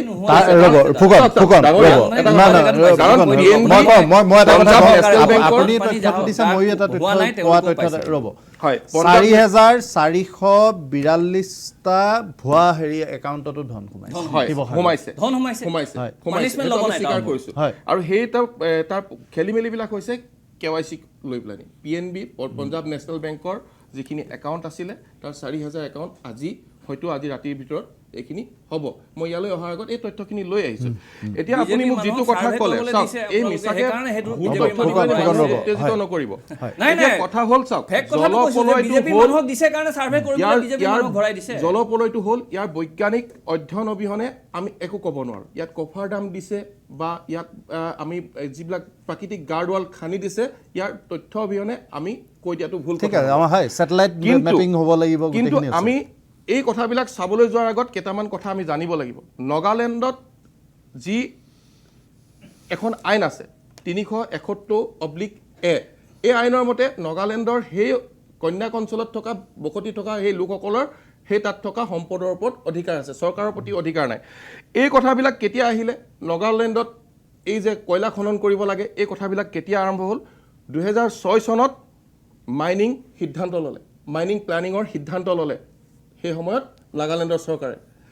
আমাৰ তাত কোনো অসম চৰকাৰৰ তাত কোনো লেনাদেনা নাই। 1998 চনত সেই সময়ত নাগালেণ্ডৰ যিগৰাকী চিফ মিনিষ্টাৰ MC জমিৰ ডাঙৰীয়াই কেবিনেটত সিদ্ধান্ত ল'লে যে আমি মন অঞ্চল, কন্যাক অঞ্চল যিটো মন অঞ্চলত থকা ভূগৰ্ভত থকা আমি কয়লা আহৰণ কৰিম। পৰৱৰ্তী সময়ত তেওঁলোকে কি কৰিলে? তেওঁলোকে এই নাগালেণ্ডৰ কয়লাখিনি নাগালেণ্ডৰ মাজেৰে তেওঁলোকে লৈ যাব নোৱাৰে, কাৰণ ভৌগোলিক দিশৰ পৰা তেওঁলোকৰ থ্ৰেড আছে। অসমৰ মাজেৰে লৈ যাবৰ কাৰণে সেই সময়ত 2006 আৰু 2007 চনত সেই সময়ৰ অসম চৰকাৰৰ সৈতে তেওঁলোকে আনুষ্ঠানিকভাৱে তেওঁলোকে বহিছিল, যদিও তেওঁলোকৰ কোনো আনুষ্ঠানিক অনুমতি চৰকাৰে দিয়া নাই, তথাপিও এটা সিদ্ধান্তত উপনীত হৈছিল সেই চৰকাৰৰ মতে। আৰু তেতিয়াৰ পৰা এতিয়ালৈকে সেই মন অঞ্চলত থকা কয়লাসমূহ প্ৰবাহিত হৈ আছে, এইটো আমি লুকুৱাই লাভ নাই, সঁচা কথা। আৰু আমি আৰু এটা দিশ চাব লাগিব, সেই বিহুবৰ অঞ্চলত 2005 আৰু 2008 বৰ্ষত সেই সময়ত লাইচেঞ্চযুক্ত তাত 90টা কেঁচাৰ আছিলে। তাৰ শিলসমূহৰ যদিও তাৰ শিলসমূহৰ 90% নাগালেণ্ডৰ পৰা আহৰণ কৰা হয় সেইবিলাকত। আৰু ক'ভিড পিৰিয়ডৰ সময়ত এই কেঁচাৰবিলাক কমি আহিলে, ইয়াত 25ৰ পৰা 28টা কেঁচাৰ তাত থাকিলে। কিন্তু যেতিয়া এই পৰিঘটনাটো সংঘটিত হ'ল, তেতিয়াও সেই সময়ত তাত 21ৰ পৰা 22টা কেঁচাৰ তাত মজুত আছিলে। এতিয়া কথা হ'ল যে নাগালেণ্ডৰ এই ভূগাঁথনিটোৰ মাজত কি পৰিস্থিতিৰ মাজত তেওঁলোকে কয়লা খনন কৰিলে। হয়, তেওঁলোকৰ ওচৰত আমাৰ ওচৰত আমি এইটো দাবী উত্থাপন কৰিব লাগিছিলে, তেওঁলোকৰ ওচৰত এখন আইন আছে, যিখন আইনৰ মতে তেওঁলোকে কয়লা খনন কৰিব পাৰে। কিন্তু ভূগৰ্ভৰ পৰা কয়লা আহৰণ কৰিবৰ কাৰণে যি প্ৰপাৰ মাইনিং প্লেনিং থাকে, সেই প্লেনিং তেওঁলোকে যদি কৰা নাই, সেই সময়ত আমাৰ চৰকাৰে আমি কৰিব পাৰোঁ। কাৰণ এনেকুৱা ধৰণৰ পৰিস্থিতি নোহোৱালৈকে, কাৰণ চৰকাৰখন তেওঁলোকৰ আছিলে। আমাৰ মুখ্যমন্ত্ৰী ডাঙৰীয়া, অসমৰ মুখ্যমন্ত্ৰী, তেখেতৰ নাগালেণ্ডত সেই সময়লৈকে যিটো ঘটনা ঘটা নাছিলে, নাগালেণ্ডত কি ঘটি আছে এই কথাবিলাকৰ ওপৰত দৃষ্টি নিক্ষেপ কৰিবলৈ আমাৰ চৰকাৰ এতিয়া আমি দৃষ্টিগোচৰ হ'লোঁ। এতিয়া তেওঁলোকে কেনেকৈ মাইনিং পলিচিখন এডপ্ট কৰিছে এই কথাবিলাকক বিচাৰ কৰিবলৈ, কাৰণ আমাৰ সুপ্ৰিম কোৰ্ট আছে, তেনেকুৱা বিভিন্ন ধৰণৰ আমি কামত যাব পাৰোঁ। কাৰণ তেওঁলোকে আহৰণে কৰিছে, কিন্তু তেওঁলোকে প্ৰপাৰ প্লেনিং হিচাপে তেওঁলোকে যিবিলাক জেগাৰ পৰা এষ্টেক কৰি আনে সেইবিলাক ফিল আপ কৰি থৈ আহিব লাগে কিন্তু তেওঁলোকে ফিল আপ কৰিছিলে নকৰিছিলে এইবিলাক সেইবিলাক কেমেৰাত ধৰা পৰি গৈছে ফিল আপ কৰিছিল নে নাই কেমেৰাটোৱে নহয় আৰু গম পাইছো এই কথাবিলাক কেতিয়াও লুকাব নোৱাৰে বৰ্তমান লুকাব নোৱাৰে আজিকালি সেটেলাইট মেপিঙৰ কথা আছে ৰিম'ট চেন্সিঙৰ আমি যদি এইবিলাক এনালাইজ কৰো কিমান পৰিমাণৰ পানী আহিছিলে ক'ত জমা হৈছিলে এই কথাবিলাক হৈ যাব কাৰণে বিশেষজ্ঞ কমিটিয়ে দ্বাৰা এইটো হ'ব আৰু এতিয়া বৰ্তমান আমাৰ সময় হৈছে আমি শিৱসাগৰ এই চৰাইদেউ অঞ্চলৰ লোকসকলক যাতে আমি পুনৰ আগৰ অৱস্থালৈতো ঘূৰাই নিয়াৰ কিমানখিনি সম্ভৱ হওঁ তাৰ কাৰণে আমি কাম কৰাটোতে ঠিক আছে গোস্বামী একেবাৰে শেহত আপোনাৰ ফাইনেল ৰিমাৰ্ক চাওক বৰ্তমান 2026 চনত বিজ্ঞান প্ৰযুক্তি ইমানটো পৰ্যায়লৈকে উন্নীত হৈছে যে আমি ইচ্ছা কৰিলে এই গোটেই ঘটনা প্ৰবাহৰ প্ৰকৃত কাৰণ আমি যিকোনো কাৰণতে উলিয়াই ল'ব পাৰিম আৰু সেইটোৰ কাৰণে আমাক নিষ্ঠা লাগিব আৰু আমি একদম খুব সৎ মানে সাহসেৰে বা এটা সৎ পন্থাৰে গোটেই কামটো যদি কৰিম বুলি ভাবোঁ বা এখন চৰকাৰে যদি ভাবে ওলাই আহিব আৰু নাগালেণ্ড এখন বিদেশী ৰাষ্ট্ৰ নহয় নাগালেণ্ড হৈছে আমাৰ এখন সীমামূৰীয়া ৰাষ্ট্ৰ ভাৰতবৰ্ষৰ ভিতৰত এখন যুক্ত ৰাষ্ট্ৰ গতিকে নাগালেণ্ডত শিল কয়লা খননৰ ক্ষেত্ৰত এখন ব্যতিক্ৰমী আইন আছে আমি সকলোৱে জানো সেই আইনখন কেতিয়াও জনতাৰ মানে আপোনাৰ জীৱনৰ উদ্ধত হ'ব নোৱাৰে যদি তেখেতলোকৰ এখন আইনে চুবুৰীয়া এখন ৰাজ্যৰ জনতাৰ জীৱনৰ প্ৰতি ভাবুকি আহিছে চুবুৰীয়া নহয় তেওঁলোকৰ নিজৰ চুবুৰীয়া ৰাজ্য আহিছে চেণ্ট্ৰেল হোম মিনিষ্ট্ৰীয়ে ইয়াৰ ওপৰত ব্যৱস্থা লওক আৰু চেণ্ট্ৰেল হোম মিনিষ্ট্ৰীক কনভিন্স কৰক সেইটো নাগিনী মৰা কয়লা আৰু শিলটো কিন্তু বিহুবৰৰ যিটো মই যাওঁতে মই নিজ চকুৰে দেখি আহিছোঁ বিহুবৰটো কেঁচাৰ মিল আছে যদিও গোবিন্দ শইকীয়াই ক'লে যে সেই কেঁচাৰ মিলখিনি নাগালেণ্ডৰ শিলেৰে চলে কিন্তু বিহুবৰত কি অৱস্থা হৈছে তাত কেনেধৰণৰ 90 নহয় বাৰু 99% নাগালেণ্ড বুলি ধৰিলোঁ কিন্তু বিহুবৰত যদি 1%ও হৈছে 1%ও ভয়ংকৰ হৈছে আৰু তাত নেচাৰেল যিটো গাৰ্ডৱাল কি ধৰণে খনন কৰি আনিছে সেইবিলাক আমি দেখি এইবিলাক কথা আমি ৰাজনৈতিকভাৱে প্ৰশাসনিকভাৱে সমাধান কৰিব লাগিব আৰু আটাইতকৈ ডাঙৰ এডভান্টেজটো হৈছে মানে একে চৰকাৰ নেডা আছে কেৱল এক পলিটিকেল প্লেটফৰ্ম বনাবলৈকে আমাক নেডা নালাগেতো আমাক নেডা এইবিলাক কথাৰ কাৰণেও সমন্বয়ৰ সুৰক্ষাৰ কাৰণেও আমাক নেডা লাগে গতিকে নেডা আছে ৰাষ্ট্ৰীয় পৰ্যায়ত একেখন চৰকাৰ আছে ষ্টেটত একে চৰকাৰ আছে এতিয়া নাগালেণ্ডত তেলৰ অন্বেষণৰ বাবে যিখন চুক্তি হৈছে তাত হোম মিনিষ্টাৰে অসম আৰু নাগালেণ্ডৰ দুইজনৰ মুখ্যমন্ত্ৰীক লৈ চুক্তিখন গতিকে সেই সময়ত যদি তেনেকৈ হৈছে এই ক্ষেত্ৰতো চেণ্ট্ৰেল হোম মিনিষ্ট্ৰী আগভাগ লওক দুইজন মুখ্যমন্ত্ৰী আগভাগ লওক কাৰণ অনাগত সময়ত যাতে এনেকুৱা এটা ঘটনা নহয় আমি এই কথাবিলাকৰ প্ৰতি গুৰুত্ব প্ৰদান কৰিব লাগিব ঠিক আছে মই ডক্টৰ গোস্বামী গোবিন্দ শইকীয়া ৰাজু ফুকন আৰু বসন্ত গগৈ সকলোকে ধন্যবাদ জনাইছোঁ অনুষ্ঠানত সহযোগ কৰাৰ বাবে আচলতে এয়া কোনো কাৰণতে ৰাজনীতি কৰাৰ সময় নহয় ৰাজনীতি কৰিবলৈ বহুত বিষয় আছে বহুত সময় আছে এতিয়া আমি দুৰ্গতসকলৰ কথা ভাবি সঁচা অৰ্থত সেৱাৰ মনোভাৱেৰে কাম কৰা উচিত ঠিকাদাৰ যোগনীয়াসকলো ঠিকা কৰিবলৈ ধন ঘটিবলৈ বহু মাধ্যম আছে বহু সময় আছে তেওঁলোকৰ হাতত তেওঁলোকে কৰিব কিন্তু এই দুৰ্যোগৰ সময়ত এই দুৰ্গতসকলৰ প্ৰাপ্য যাতে স্থান কঢ়াৰ ব্যৱস্থাটো তেওঁলোকেও নকৰে চাৰিওফালে ইমানবোৰ মানুহ তেওঁলোকৰ দুখত উবুৰি খাই পৰিছে আপুনি যদি কিবা এটা দায়িত্ব পাইছে ঠিকাদাৰ বুলিয়ে পাওক যোগনীয়া বুলিয়ে পাওক মন্ত্ৰী বিধায়ক বা সাংগঠনিক দায়িত্বৰে পাওক সেইখিনি নিষ্ঠা সহকাৰে পালন কৰক কাৰণ এই মানুহখিনিয়ে যদি নাথাকে ভৱিষ্যতে আপুনি কাক লৈ ৰাজনীতি কৰিব এই ঘৰকেইটাই যদি নাথাকে সেই অঞ্চলত আপোনাৰ ৰাজনীতি কেনেকৈ চলিব এতিয়া অত্যন্ত দুৰ্ভাগ্যজনক কথাটো আমাৰ চকুত পৰিছে যে ইটো ৰাজনৈতিক দলে সিটো ৰাজনৈতিক দলৰ নেতাৰ ওপৰত বিভিন্ন থানাত ৰাজ্যৰ বিভিন্ন প্ৰান্তৰ বিভিন্ন থানাত গোচৰ কৰিবলৈ আৰম্ভ কৰিছে তৰক তেওঁলোকৰ অধিকাৰ আছে কিন্তু কাৰ সন্মুখত তেওঁলোকে গোচৰ তৰিছে এই বন্যাৰ্তসকলৰ আৰ্তনাদৰ মাজত হাহাকাৰৰ মাজত তেওঁলোকে এই কামবিলাক কৰিছে এইবিলাক কাম পিছতো কৰিব পাৰিব শিৱসাগৰ বান শিবিৰত আজি এটা শিশুৰ মৃত্যু হৈছে ৰোগত আক্ৰান্ত হৈ এই কথাবিলাক অত্যন্ত বেদনাদায়ক আমি এতিয়া সকলো কথা মানৱীয় দৃষ্টিভংগীৰে চাব লাগে সকলোৰ ঊৰ্ধত গৈ দল মত জাতি ধৰ্ম সকলোৰ ঊৰ্ধত গৈ মানৱতাৰ বাবে সকলোৱে কাম কৰক কাকো সমালোচনা কৰাৰ এয়া সময় নহয় কিন্তু কথাটো হৈছে সমালোচনা যদি এতিয়া শিৱসাগৰৰ বা চৰাইদেউৰ ডিচিজনৰ কিবা তাৎক্ষণিক ভূমিকাৰ বাবে যদি তাৎক্ষণিক প্ৰভাৱ পৰিছে সেই ক্ষেত্ৰত ব্যৱস্থা তাৎক্ষণিকভাৱে ল'ব লাগিব পৰৱৰ্তী সময়ত ব্যৱস্থা ল'ব সেইটো হ'ব নোৱাৰে এই কথাখিনিৰ প্ৰতি চৰকাৰ ৰাজনৈতিক দল সকলো পক্ষই বিৰোধী শাসক সকলো পক্ষই দৃষ্টি ৰাখক সেইখিনিকে কামনা কৰি সামৰিব বিচাৰিছোঁ আলাপন ধন্যবাদ